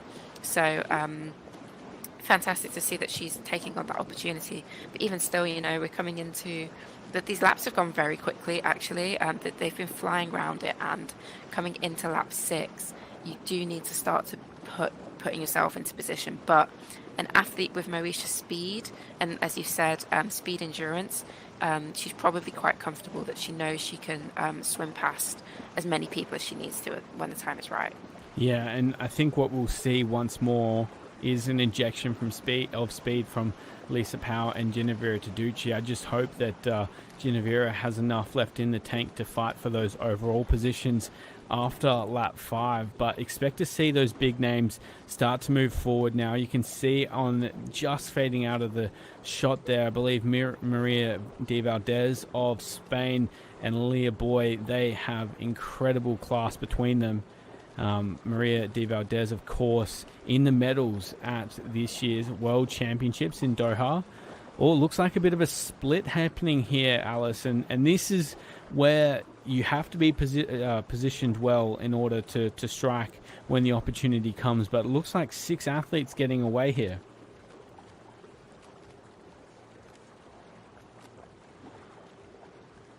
From Japan in a fantastic position. You know, Maurice just came through so quickly. I didn't even see that happen. That was like the blink of an eye. She just came through and yeah, and as we said, this is where the pace is coming, and this is kind of what I was like, do you know when I said that the storm was coming, you felt like it was happening? It's happening now, and this is where it is interesting because Abina doesn't really have the speed to keep up with Mauricia now, and few swimmers will, right? Like, she's a very, very fast swimmer. You know, to qualify for Australia in the 1500 short course, she's fast. Like, she's a very fast swimmer, and this disconnect can happen very quickly where the second swimmer, if they can't keep up, that means the third swimmer can't keep up, which means the fourth swimmer can't keep up, and all of a sudden Mauricia could be in a position where it just gets extrapolated out and she ends up with like a 30-second lead or something crazy. I'm not saying that's definitely going to happen, but this is how it starts to happen. We're seeing that process happen from the very beginning. Yeah, it's such an interesting dynamic to see it really play out in such quick fashion. We unfortunately missed the move in Hong Kong, but an athlete of this caliber really can split the pack quite quickly. I believe that is in fact Kojimoto of Japan, sitting in second position and is doing a great job to hold on, but this is where those siding strokes become oh so important, and essentially is where Moesha is in a world of her own. It is quite an efficient stroke, and you can see the stroke rate and the power that she's able to generate just absolutely obliterates the pack. It would be interesting to see who's sitting in third position there behind Kojimoto of Japan. I think that's Lisa Powell, but I'm not too sure. Do you know, Alice? I'm not sure. It did say Angelica Andre from Portugal on the but yeah, it's just stroke for stroke. Maurice just keeps pulling away, and I don't know if there's anybody in the pack that could gap it. I don't know if anybody's suited for that, is what I'm saying. Like, there's certain races in there that, you know, if you put them next to Mauricia in the final K, I wouldn't be able to predict where that's going. But when you're given this opportunity for someone like Mauricia, this is where you swim away. This is where the race gets sewn up. I don't know if some of these swimmers might not have even realised that she's gone off and done that, and that's what's terrifying.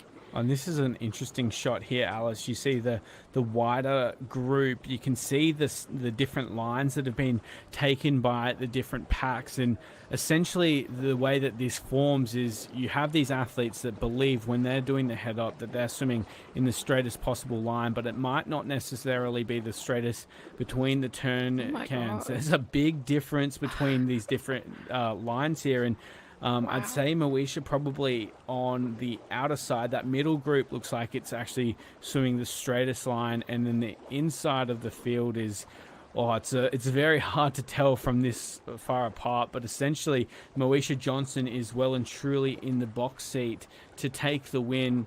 I tell you, you're mentioning, of course, which athlete would be good enough to close down the gap, and I would say out of this field, probably only one from this point in the race, and that is Ana Marcela Cunha, swimming into a headwind here, so potentially there's a chance that she jumps across, but it's going to take a big, big effort.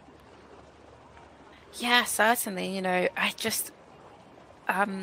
I'm just seeing it as like pool speed. I think this is where pool speed is so important. And, you know, Marisha's probably the fastest pool swimmer that we're talking about. And I can't go for this gap. Like, it's happened within like 3 minutes. Like, that's what it feels like anyway. It's just happened so quickly, so drastically. Like, having that speed to be able to just turn that on. And, you know, it's like, it's not like she's had like 7K easy and then suddenly just thought, yeah, I'll drop this in, like, or I'll just jump in the race now. Like, she's still been swimming the same race as everybody else, been going through it, you know, having to deal with those injections of speed from Lisa, from Taducci. So it just keeps getting further as well. I don't know if I'm not sure who is aware that this is happening, right? Like, that's what I would love to be able to know if, you know, sat in the pack that's immediately behind her, like in her line, the first person will know. I don't know if second, third, fourth, I don't know if they're aware of the fact that's happened, because one swimmer swimming off you just can't see that very well. Like, it's only one white splash. When you see a pack swimming off, that's very different. But one swimmer is much more challenging to spot. Yeah, it's certainly not easy, but also disheartening when you realise that the race may have been won as a swimmer swims away. I will say I expect the pack to speed up here through the final stages of lap 5, and they'll probably start swimming a bit quicker than Moesha into that final lap. And then it'll be if there's anyone that has enough gas in the tank to jump across. But as you mentioned, Moesha is in fantastic form at the moment. She has had a monumental year after, you know, when she was preparing for the Tokyo Olympic trials. She was primarily a 1500 meter swimmer and has since transitioned to open water swimming. She was unfortunately third place at those Olympic trials for Australia and hence missed the team. But has really taken her swimming to another level with this move to Coach Byrne. But interesting, Alice, those two groups joining back together on that turn can, and who is leading them? None other than Anna Marcella. Yeah, absolutely. Yeah, as you said, if anyone's going to do it, it's going to be her, and she definitely would have spotted this now, especially going around that turn buoy. The way the buoy works as well, with that like hard line making you swim like fully around it, it gives swimmers that are behind that opportunity to see, oh, okay, somebody's swimming past that. Anna Marcella probably spotted this a while ago, being as experienced as she is. But yeah, even still, this is such a gap that's happened so quickly. And this is the thing, if you're not, this is one of the drawbacks of sitting further back. If you're not on it, these things happen so quickly. Someone swims off so fast and ends up having like a 15, 20 second gap. It's a lot of swimming to make up. It certainly is, and some people watching along at home would potentially think, well, you know, if Moesha was to get caught, of course, then she could just roll onto her back and start swimming easily, but it's certainly not the way that plays out. From this point on, Moesha is essentially racing the clock, and the rest of the field is racing to catch back up to her. There is no doubt that the race isn't between first and second, it's between second to 29th and first. It's everyone essentially becomes teammates at this point in the race. Yes, yeah, absolutely. This is where the most experienced racers know that you have to work together. You're seeing it happen now. Someone's coming past Anna Marcella, and Anna Marcella is giving them that space, giving them that room to be like, hey, yeah, go for it. Like, we want to catch her down. Like, we're going to have to work together on this. If this was going into like the last lap, for example, it would have been a very different dynamic where Anna Marcella probably would have got on their hip or got on their shoulder to, you know, keep things competitive. But this is about giving your fellow competitors space, because if they're the ones coming through with the speed, you need them to go and do it. You cannot hinder them. You can't let them. You can't try and pull them back into, like, you know, crabs in a bucket where you're trying to all get over each other. But this is crazy. Yeah. Well, I think the move there between second and third was actually Genevieve Taducci, who's moved forward. I believe she obviously wouldn't know that Lisa Powell got the points over her on lap 3, so she'd be hoping that this is a swim towards the overall sprint title. Of course, Lisa Powell needing to make sure that she finishes within that top 7. And Alice, as I said, of course, that these athletes would be working together. Would they be, though? Because Anna Marcella, essentially Moesha winning this race does Anna Marcella a justice, because it's taking away those points from her competitors. She just needs to make sure that she finishes in the top 7. So do you think we can see, I mean, she is a true competitor, right? Yeah, absolutely. I can't see her not wanting to win the race. Like, she gets in to win. That's how she races. And so just back to the sprint points, just looking at the results that we've had through, Lisa and Ginevra are actually tied for first place. So they're currently tied. So it looks like it's going to be Taducci. They're tied for today's race, but of course the series race, we had Lisa Powell coming in 12 points ahead. I must have missed. Oh, okay. Yeah. My bad. Okay. So either way, very competitive. But yeah, as you're saying about Anna Marcella, she will want to win this. This is about her getting in and racing. I think letting Taducci in front, just giving her that room is the right thing to do. You don't want to try and pull people back. And Taducci is one of those races where, like, she's getting in and she's that stroke rate has gone up. I think the gap is closing ever so slightly, and this is where it's challenging for Moesha, with even with the strength of her pull speed and that like energy that she has within her. Swimming off by yourself for any swimmer is difficult. And she's feeding. Yeah. Okay, didn't expect that. That's interesting. I mean. So I'll just break down why I didn't expect that real quick. It's the last lap. I don't know if there's any benefit of it. Well, I guess it speaks to just how salty the water is, but it does open the door for Taducci here. Mm-hmm. Yeah, we see it was 17 seconds when they went through the timing gate. Moesha obviously fed after the timing gate, so it's probably come down to maybe 14 seconds. She did feed very quickly, but even still, it will be the salt. I think you're absolutely right. That's really interesting. There's still some big names, though, competing here, Alice. You have some very fast swimmers that are within shouting distance. As you can see, we just, in 12th position, had... Oh, interesting. Lisa Powell. Lisa. Yeah. Wow. Oh, gosh. Wow. I hope she's okay. So... Wow. Oh, my God. Yeah, does that go to Taducci now, the sprint? Oh, that's going to be very interesting to see how that plays out. Taducci finishing in second position there is going to pick up 17 points. So, yes, that could potentially be the title on the last lap. Wow, it really goes to show just you can't quit until the very end. No, exactly. She put in all of that hard work. I guess that probably would have done it to her. You know, you're tired. There's a lot of lactate built up within you, regardless of how much like easy, and I say easy with inverted commas, swimming that you have done within the laps. It's still challenging, and clearly the burst that Moesha has put in has just like kind of obliterated the field, and then completely changed the dynamic of it. So I guess Lisa was a casualty of that pace. Yeah, clearly that speed injected into the race has cost Lisa dearly, because we'll have to wait for the final confirmation. But I believe Ginevra has snatched it on the very last opportunity. That is such an exciting way to see the race play out. And look at Taducci continue that fine form. That stroke rate is absolutely iconic to the black Italian cap, and she is powering through here. Moesha Johnson certainly not out of the woods yet. No, definitely not. And this is the thing, like, Moesha has this gap now. It's not like she can just let off the gas and, you know, enjoy and, like, you know, take that, like, victory moment.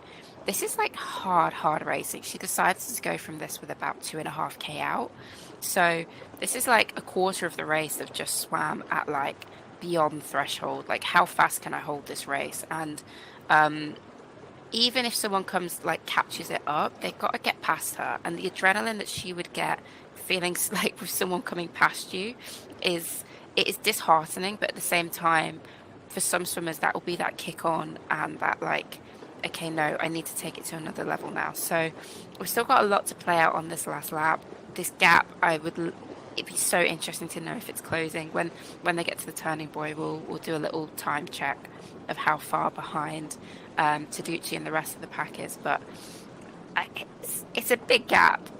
It is. It's a tall task, and Ginevra clearly wanting to take that title, and this is playing right into the hands of Ana Marcela Cunha, who's sitting comfortably in third position, as well as Caroline Juice, and I believe that's Jeanette Sparks that's sitting in fourth. So there are some fast swimmers within striking distance, and Alice, I don't think that gap is getting any bigger.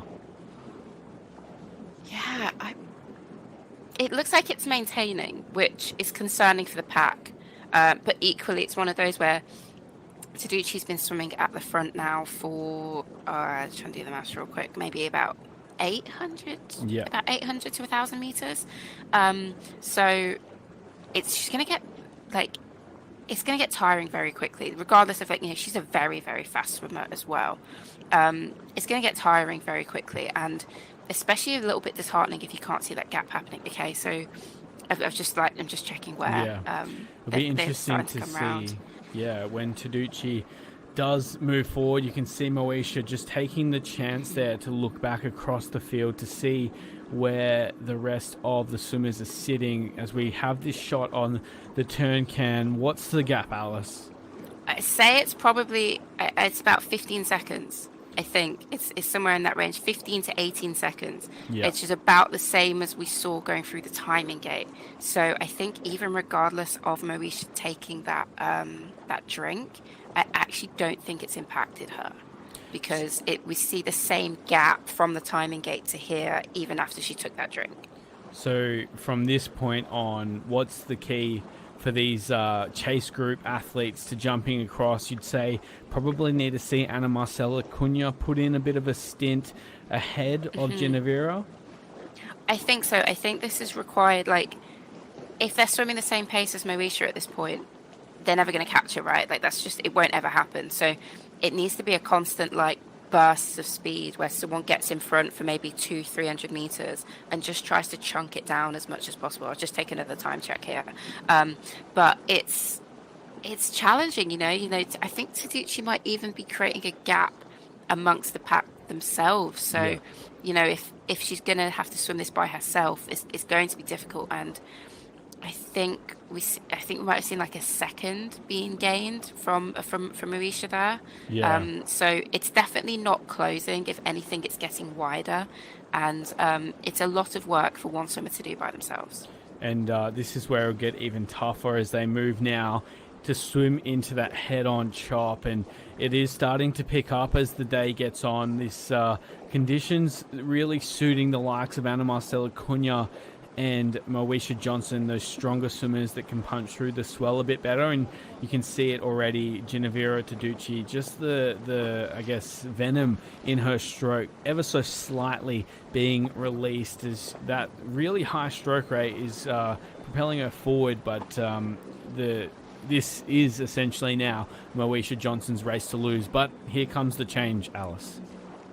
Yeah, I mean, just very decisive from Ana Marcela, and Taducci just kind of let it happen as well. She can recognise the fact that she's put in a hard effort, doesn't want to do all of the work for this pack and then suddenly end up in like 5th or 6th place. You still want to stay competitive, and you have to be aware of your energy and your engine and what you've got left in you. And if someone else is willing to get in front and take that speed on, but I think that gap's got even further now. That looks like more than 15 seconds. And especially, this is where, you can see Ana Marcela swimming off out of Moesha's line a bit. Don't know who's got the better line, but of course, it means that 2 people have to sight, basically. And Taducci was doing a very good job of it before, actually. But it's another dynamic that being at the front of a chase pack has. and we've seen it sort of deteriorate throughout the race. The conditions, the chop starting to come in, the head-on nature of those waves. These athletes, it's incredibly important when you're swimming into a headwind that you are siding often and siding clearly, because this is where we've seen in laps prior, when you see the splits between the groups, it's because an athlete believes that they're swimming in the straightest possible line. But often when you're swimming into a headwind, you're looking up and looking straight into a wave, and then having to do that more often to actually overcome that. So Moesha at this point needs to swim as straight as possible, because that's going to eliminate that risk of the group chasing her down. But it's certainly easier said than done. Yeah, absolutely. And Moesha's been doing very well with it, and so is Anna Marcella and Taducci. It's just so challenging when you're at the front, because you've got your mind on, okay, I need to swim as fast as possible. You can't just put your head down and go for it. You have to sight often. And this angle is so deceptive, because it looks like they're not that far behind, but there is a substantial gap there, and Moesha will be feeling like like a rabbit in the headlights, a little bit like being chased.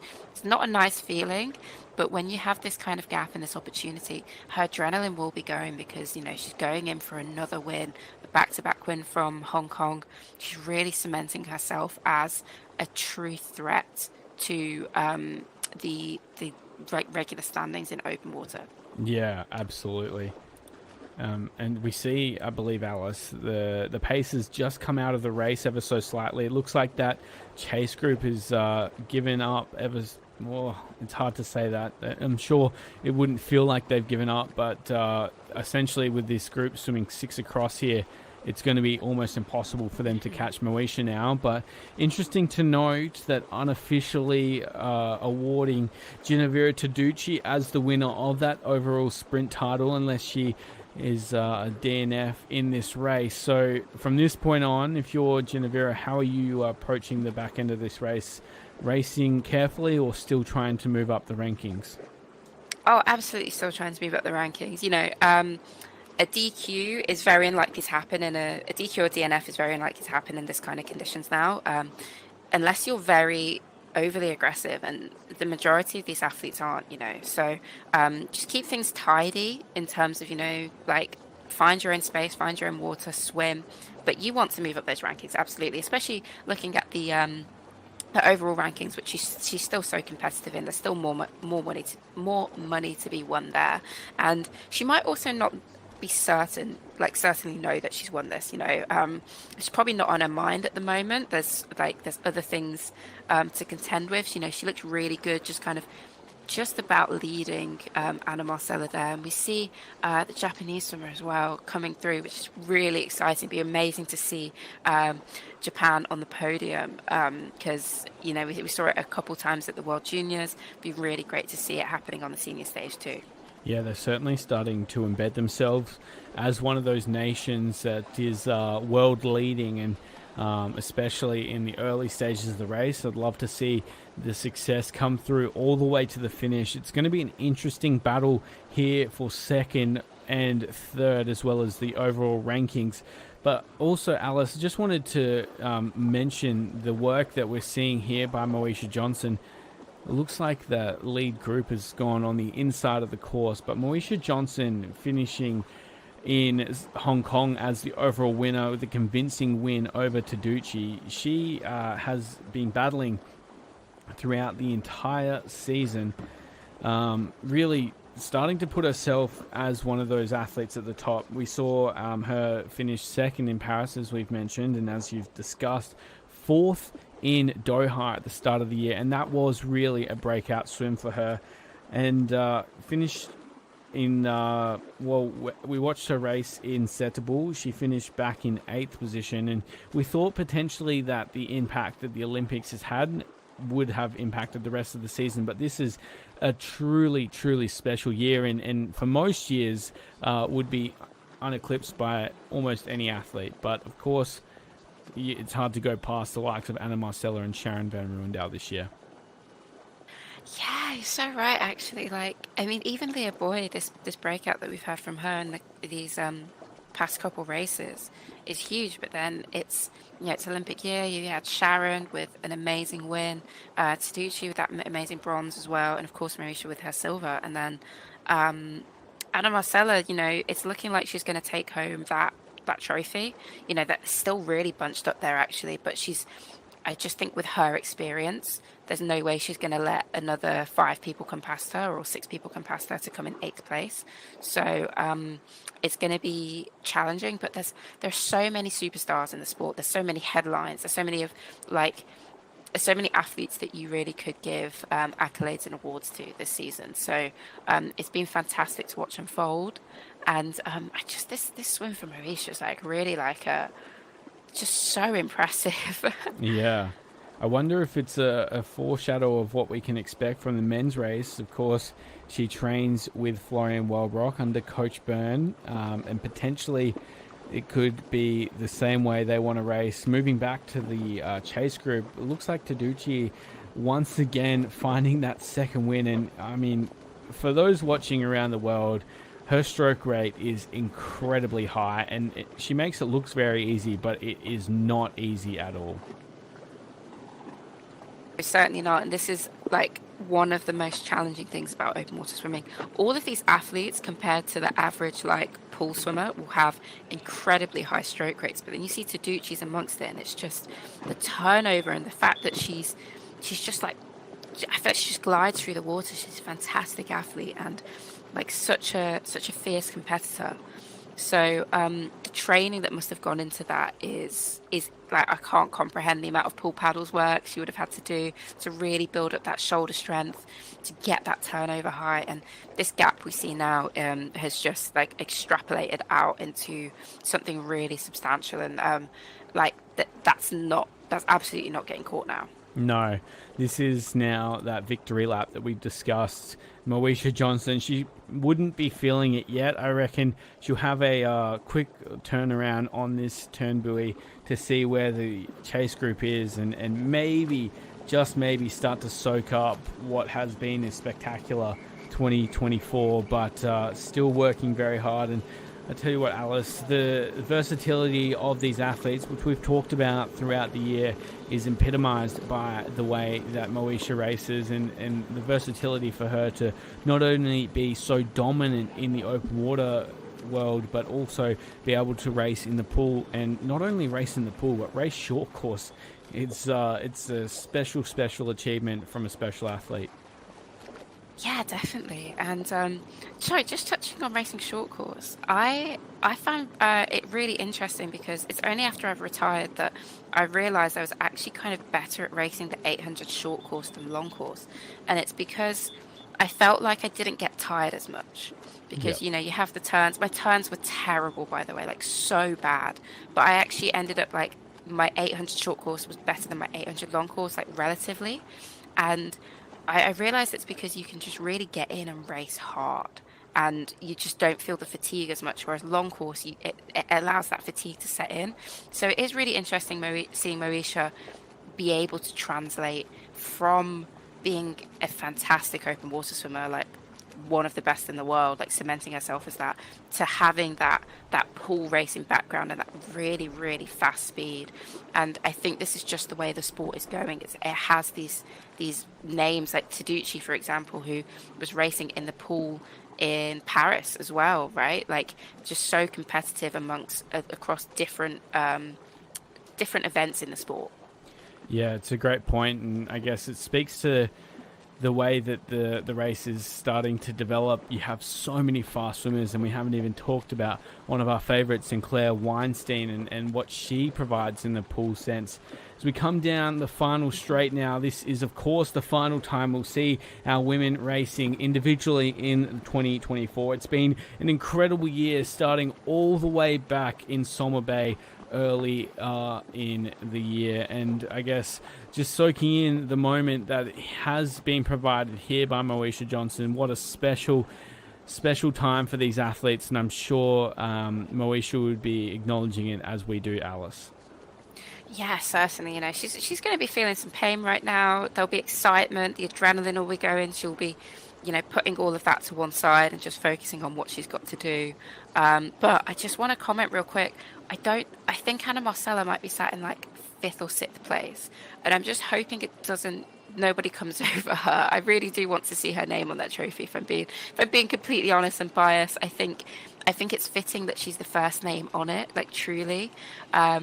And it's difficult, we see. I think Leah Boy had made the move up. I think that's Anna Marcella just on the edge of our screens right now, and I'm just trying to count how many swimmers there are. But I suppose because Moesha's winning, as long as Leah doesn't finish like crazy high up in front of Anna Marcella, she'll probably be okay given the distance between them. So there's a lot in play there, in contention there, I suppose. But looking absolutely amazing for Moesha at the moment. Yeah, there's a lot at play, and we'll let it play out, of course. The calculations required to keep up with who will take over that final win is not going to be certainly not in my strong suit, but there's one thing for certain. This moment belongs to no one else other than Moesha Johnson, and what a year she has had, all the way back in Doha, opening her account with a 4th place at the World Championships, to come through and race so strongly at the Olympic Games, taking home silver in a very tight finish with her training partner in Sharon van Rooyendaal. The commitment of Moesha to move across to Germany has been rewarded. Gold in Hong Kong and gold once again here in NEOM. The NEOM Beach Games celebrates Moesha Johnson as the champion, and what a deserved win it is for Australia. Moesha Johnson finishes on top in 2024. Absolutely. I just want to comment really quickly. This was a very fast race. I think this is the fastest that we've seen time-wise on the World Cup circuit, definitely within the past few months. So some really, really tough racing from all of the women. A tight finish here for the 2nd place. Leah Boyd, Jeanette Spielwerks, and Taducci battling all the way through. I believe that was Leah Boyd getting on in 2nd. It is, in fact, 31 seconds the difference. Taducci gets 3rd with a fantastic finish. Spyworks in 4th, and Fabian. Wow, Alice, that's exactly what she needed. Exactly what she needed. She just gets it done, right? She's just one of the swimmers who gets it done, and she didn't even have that much margin of error because Leah came 2nd. So, I mean, she might have been comfortable with a 10th. Maybe, I don't know. We don't want to think about that too much, but Moesha Johnson, that just swimming away like that, and putting 30 seconds on the field within 2.5K by herself, so impressive. But Anna Marcella, finishing 7th but getting that overall win is just so impressive. That's how dominant she is as a swimmer. And just one more time on Leah Boy, what a season she has had. Like, this past couple months, like really coming into her own, committing to making these races strong, and really getting in there and challenging for it. It's been fantastic to be able to watch. Oh, so special, right? And I guess like what a moment for women's open water swimming. We have so many champions competing at such a high level, and ultimately the storylines all throughout the top 20. The likes of Moesha Johnson in the year that she's had, but even if you look at Lisa Powell, who stormed home to finish in 8th position after, ultimately what would be quite a disappointing 5th lap. I mean, there is so much to unpack from today's race. Oh my god, totally. You're so right there, actually. Yeah, like she really had fallen off the pace at one point, and this is the thing with open water swimming. You're not out until it's over. Like, until you touch the pad, you need to keep swimming. You need to keep pushing through. You don't know what's going to happen. You get those opportunities to be able to swim past people, especially when people are gunning it so hard at the front, and you get those opportunities to take their draft and move through with it. Seeing Moesha here. I'm always staggered about how quickly everyone recovers now. Back in the early days of the sport, you'd really see, you'd see the fatigue on the swimmers when they got out of the water. But now it's kind of like just the composure and the way they carry themselves. It's just like, okay, yeah, like they're obviously tired, but it's hidden very well, shall we say? Yeah, but ultimately, this moment belongs to that woman, Anna Marcella Cunha. What a career she's had. As I said in the broadcast, 81 international medals, that, I mean, some athletes, it is an absolute career goal to just win one, and she has won 81. She wins her second title as the season leader, winning her first back in 2022, and coming in, just outside the top 5 last year after going through shoulder surgery mid-year and a coaching change. But it is. I hate having the argument as to who is the GOAT, if it's if it's Sharon or Anna Marcella. But one thing's for certain, it is fantastic to see these athletes racing. Okay, so I'm here now, with our Moesha race Johnson. winner, Moesha Johnson. You did it in Hong Kong. You decided to do it again, back-to-back race wins. Yeah, wasn't really the race plan, but yeah, I was happy with the outcome, obviously. Yeah, into the fourth lap, everything was fairly bunched up, and then all of a sudden it spread right out, and you were the only one that seemed to have the right line. Luck or judgment, either way, you picked the right line, and all of a sudden you just left everybody else behind you. Yeah, lap 4 was not fun. I came through, I think, probably last. And then on that back straight, like, we hadn't done a straight line the whole time, so I just picked my line, and then suddenly the group was gone, and I was like, oh, well, here we go. Yeah, we were observing in the commentary and the announcement, it was quite snake-like throughout sections of that race. Is that due to the conditions or the water? Like, it looks quite smooth, but there's quite like not like chop waves, but just a bit of swell, which knocked us around a little bit, I think. Like that last straight when I was by myself, I just couldn't quite get my arms over in a full stroke. They kept hitting the little bumps, but I think, I think I went straight, but that's all that matters. You certainly picked the right lines to take victory indeed. That's an Olympic medal. That's 2 World Cup victories as well. What a 2024. Yeah, look, I'm happy the year's done with quite a success, but I've got some pool racing still to go, so I'm not relaxing yet. Oh, we won't let you relax then just yet, but thank you very much for entertaining us. Moesha Johnson, everybody, winner here in NEOM. Well, great insight there, Alice. And as we expected, that headwind really playing a pact on these athletes, and especially the way that the race was won ultimately. You can't discount how much a good line can ultimately affect the race. Completely, and it's interesting to hear Moesha say that wasn't her plan. Obviously, that's what I suppose we've been talking about throughout the race. Like, it wasn't her plan to go off and do that, and she committed to what she wanted to do and realized she had this opportunity and ran with it. She didn't think, no, my plan is I'm going to do this, or I'm going to let everyone come back on me. No, she just went with it, and I think that's what's so important about open water swimming, is having that conviction to go for it. Okay, so here I am, Ana Marcela Cunha. We believe the winner of the overall. We're going to wait for the official points to all come through. You know what it's like, the game. You've been around here. This would be yet another medal in a World Cup event. I count that as 61 medals at World Cup events. It was tough out there, Moesha said. Yeah, it's my... maybe the funny race. I like this place. I'm really happy for the year. Of course, I don't want a medal today, and don't want a medal in the Olympic Games, but I'm really happy to swim, continue to swim, and congrats for Moesha and the team for being, and for my team too, because we do work hard.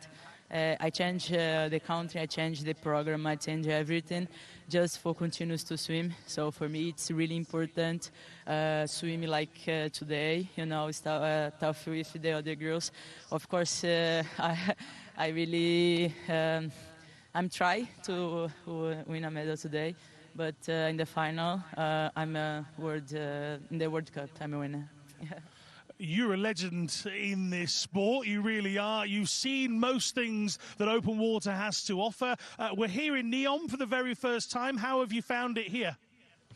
Thank you so much. I'm really respecting the other girls. I'm really happy to swim here. And the first time when we come, we see around and don't see anything. And then when we are here in the village, we see everything is really organized. The beach is very good. The water is clean, and it's funny. It's funny to swim here. Well, we're going to let you go and get ready. We believe you are this year's Women's World Cup champion. So go and get yourselves ready, and hopefully we'll see you up on the podium in a little while. Thank you very much. The trials and tribulations of open water swimming, Alice. What a moment we just experienced. Anna Marcela on top of the world after what has been a dramatic season. Great to get her insights, and also great to have her, I guess, paying respects to the rest of the field. That is the sign of a true champion. I think that's what was so lovely about Anna Marcela, but also just a comment on the open water swimming community as it is. You know, you travel the world together, you get to... Oh, sorry, we'll break down the results real quick. Yeah, Johnson taking the win. Boy in second, Taducci rounding out the top three. What a day it was for her. Through the top 10, Celine Reader as well. Yeah, and great to see Kajimoto from Japan. Really fantastic swim for her. That will be a real breakout swim. Definitely a name that we need to keep our eyes on for the future. Interesting to note, Caroline Juis falling to 11th and Vivian Jungblut in 13th. We'll see how that impacts the overall standings. A reminder once more that top 10 overall in the series receiving those prize monies. Maria De Valdez down in 20th and then all the way through to 24th, where it was Sibel Jungblut, the young Brazilian, rounding out the field. 2 hours and 51 seconds, Alice. You mentioned just how fast this race was, and the pace was on from the very, very start. Yeah, certainly. I do think it's the fastest we've seen time-wise. But, of course, it displayed from, lap one with Poo and Taducci going for it and, making some really, really competitive sprint laps that were so exciting to watch. And we do think we see Genevieve Taducci as the unofficial women's sprint. So we're just waiting for confirmation on that. And, of course, confirmation for Anna Marcela's win in the overall standings, and also the first name on that trophy, which I'm really excited for. And I guess, how's this for the winners list this year? World Champs was won by Sharon Van Ruendel. Summer Bay was won by Leonie Beck. Golfer Aranchi was won by Anna Marcela Cunha. The Olympics, of course, taken by Sharon Van Ruendel. Setable Leah Boy, Hong Kong, and now here in NEOM was won by Moesha Johnson. Those are some incredible athletes. Yeah, absolutely. We're not even unpacking all of the other stories that happen within that, with the seconds and the thirds. There's so much going on within the sport. And, it has always been like that, has always been dynamic. But I really feel the sport never slows down. Year on year, the racing meta changes. And it's important that athletes kind of move with it and keep up with it, because if you're standing still, you're getting left behind. And that's the case for the majority of sport. But I definitely think that's the case with open water swimming, because it is a fairly newish sport. It's only been in the Olympics for, coming up, 16 years. So it has only seen a couple Olympic Games in terms of that. So, there's still a lot of learning happening. There's a lot of potential with it. And as you've been saying the whole time, Will, it is such an exciting time to be the fan and an athlete of this sport.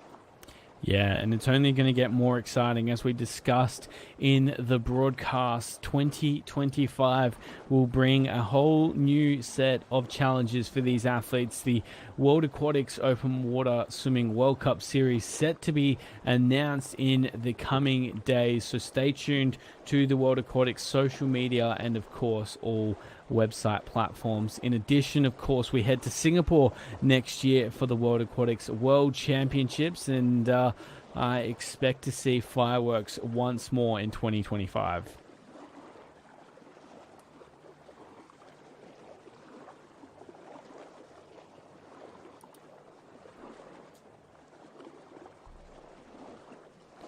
So stay tuned here in NEOM. We, of course, have the men's race coming up very shortly. That will, of course, act as well as the grand finale for the 2024 World Aquatics Open Water Swimming World Cup Series. We'll see the same battles we saw in the women's race transposed once more in the men's, and of course we have the presentations to come for both the men's and the women's 10 kilometers race today, but of course as well the overall title win for the men's, women's sprint, overall and juniors. Seeing here some of the shots of the end of the race. Moesha Johnson once again the winner in emphatic fashion. The last 2K belonged to the young Australian. She has had such an incredible 2024, capped out with what was a great way to finish the race. The tight battle for the minor medals. We see Leah Boy fighting all the way to the end with Ginevra Taducci as they hoped to put their best foot forward for the overall standings. Leah Boy finishing strongly as she has throughout the year. A tight race across the board. Ana Marcela Cunha of Brazil over the line strongly, rounding out the action here for the women's 10 kilometers. So once more, a reminder to stay tuned as we get ready for the men's 10 kilometers, which will start it will start in just over 45 minutes time here. Local time in NEOM will, of course, be at 12:15 p.m. My name's Will Rollo, joined once again by Alice Deering to call all the action for World Aquatics this year in the Open Water World Cup Series. It's been an absolute pleasure. Stay tuned.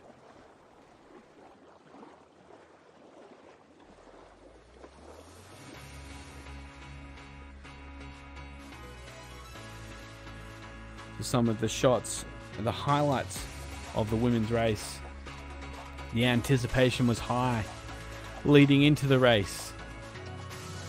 We see Ana Marcela Cunha was introduced last. The swagger of number 55. One of the GOATs. She deserves to carry herself in such high fashion. Yeah, she always does. I think she's got such a cool energy, cool aura to her. She really brings like a certain vibe to the sport, which I think is so refreshing and fun to see in Olympic sports. You don't normally get that. So, I love the energy that she always puts out. And the energy moved from the blocks to the water. She was competing early, but the race really sitting with Lisa Powell, who did the majority of the work with Ginevra Taducci early on. Ultimately, it was a tough battle, but eventually that headwind gave Moesha Johnson the opportunity to pull away. Yeah, and just that overhead shot of that gap at the end. It's one of those that you just flex on that. You know, you put that on your socials and be like, yeah, that was me. Like, yeah, I did that. What a special moment. And we've seen that throughout the year, those Instagrammable moments. Moesha Johnson, clearly it was a tough effort to get that win. But, ultimately, as you mentioned, Alice, the recovery being quite speedy would have been all worth it in the end. Completely, yeah, and I'm just so excited to see her race in Budapest in a couple of weeks' time. You know, the World Short Course. There's a lot going on for that. World Aquatics must be very busy at the moment, so she's got a lot on her plate. I'm sure she's probably very excited for it, but then also looking beyond that, probably going to get a bit of a rest, and then her 2025 just looks so exciting. It really does, and I guess 2025 for Moesha Johnson, if she can continue this fine form, she goes in as probably the heavy favourite to take out that series title and ultimately looking for the overall world champion title as well. That's a title that has eluded Moesha individually, seeing success in that relay alongside Nick Sloman, Kyle Lee, and Chelsea Gubecka, but I know that that elusive world championship title is something that many of these athletes will be fighting for next year. Yeah, it's been an interesting couple of years. You know, you've had a world champs in 22, 23, 24, have got one in 25 again, of course, but then after that, it's back to 27. It's back to every 2 years. So it's the last World Championships we're going to see for 2 years. I think we have been spoiled with the amount of World Championships we've had, in a good way.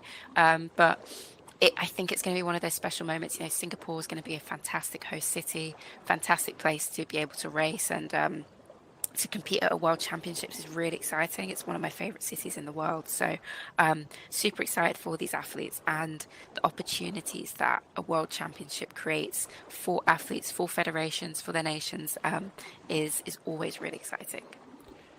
Yeah, it's going to be interesting to see just how much it means to those athletes. Of course, as you mentioned, it's been a while since we saw, I guess, normality on that international level.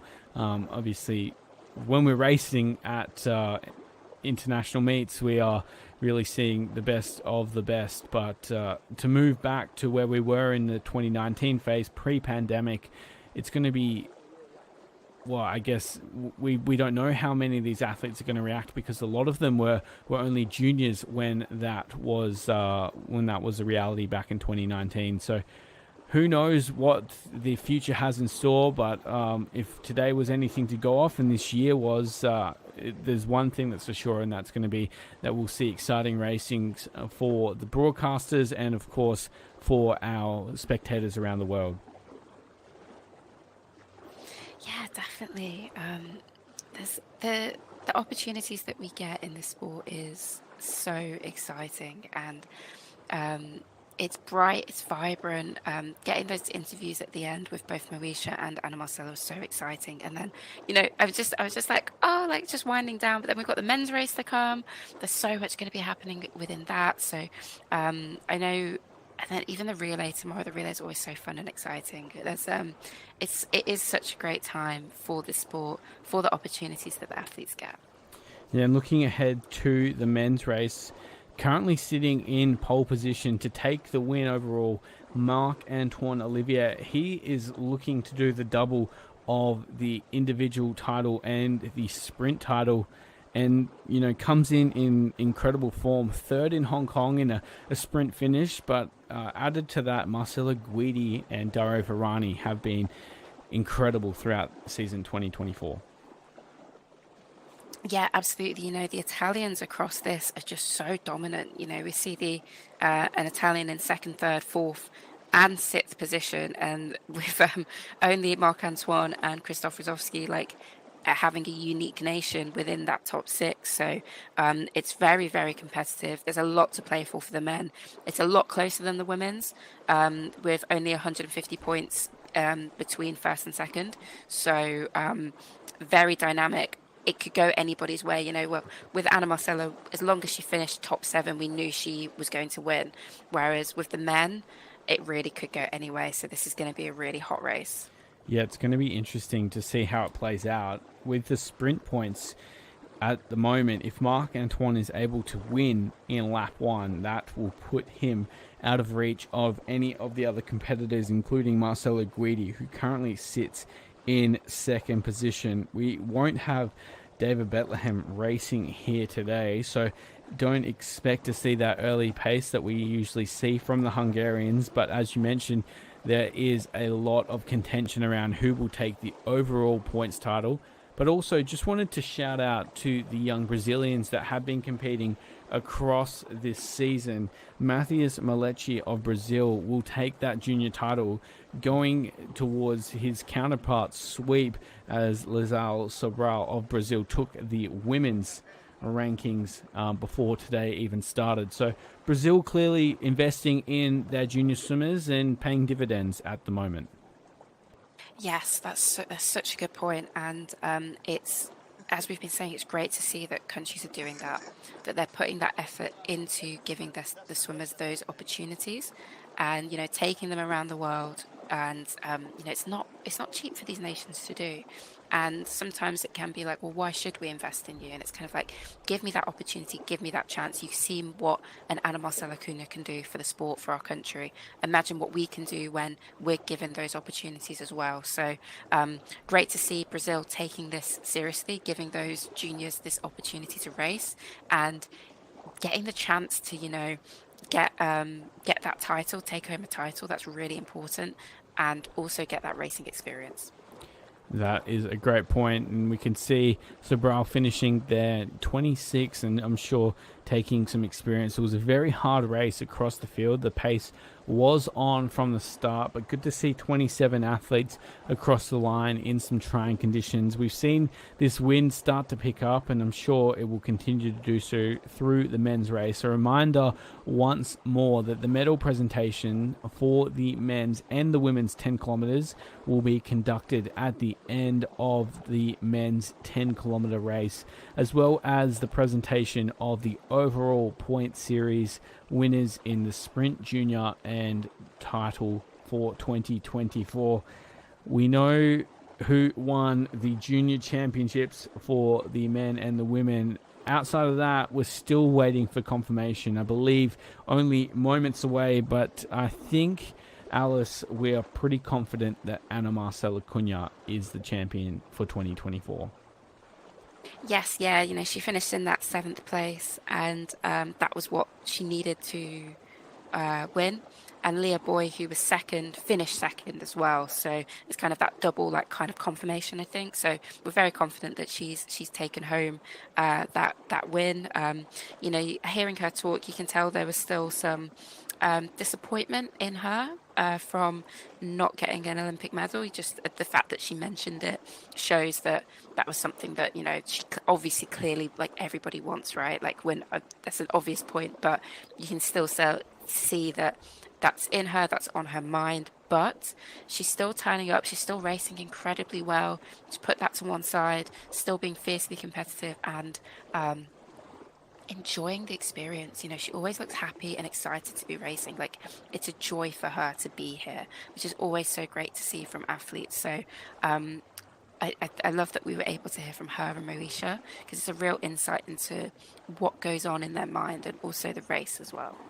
A joy for her to be here and a joy for us to watch. This, of course, is the grand final of the 2024 World Aquatics Open Water Swimming World Cup Series. We just saw the women's 10 kilometers take place. We're 20 minutes away from seeing the men's take place. For now, stay tuned across the World Aquatic platforms. We'll be back on air very shortly.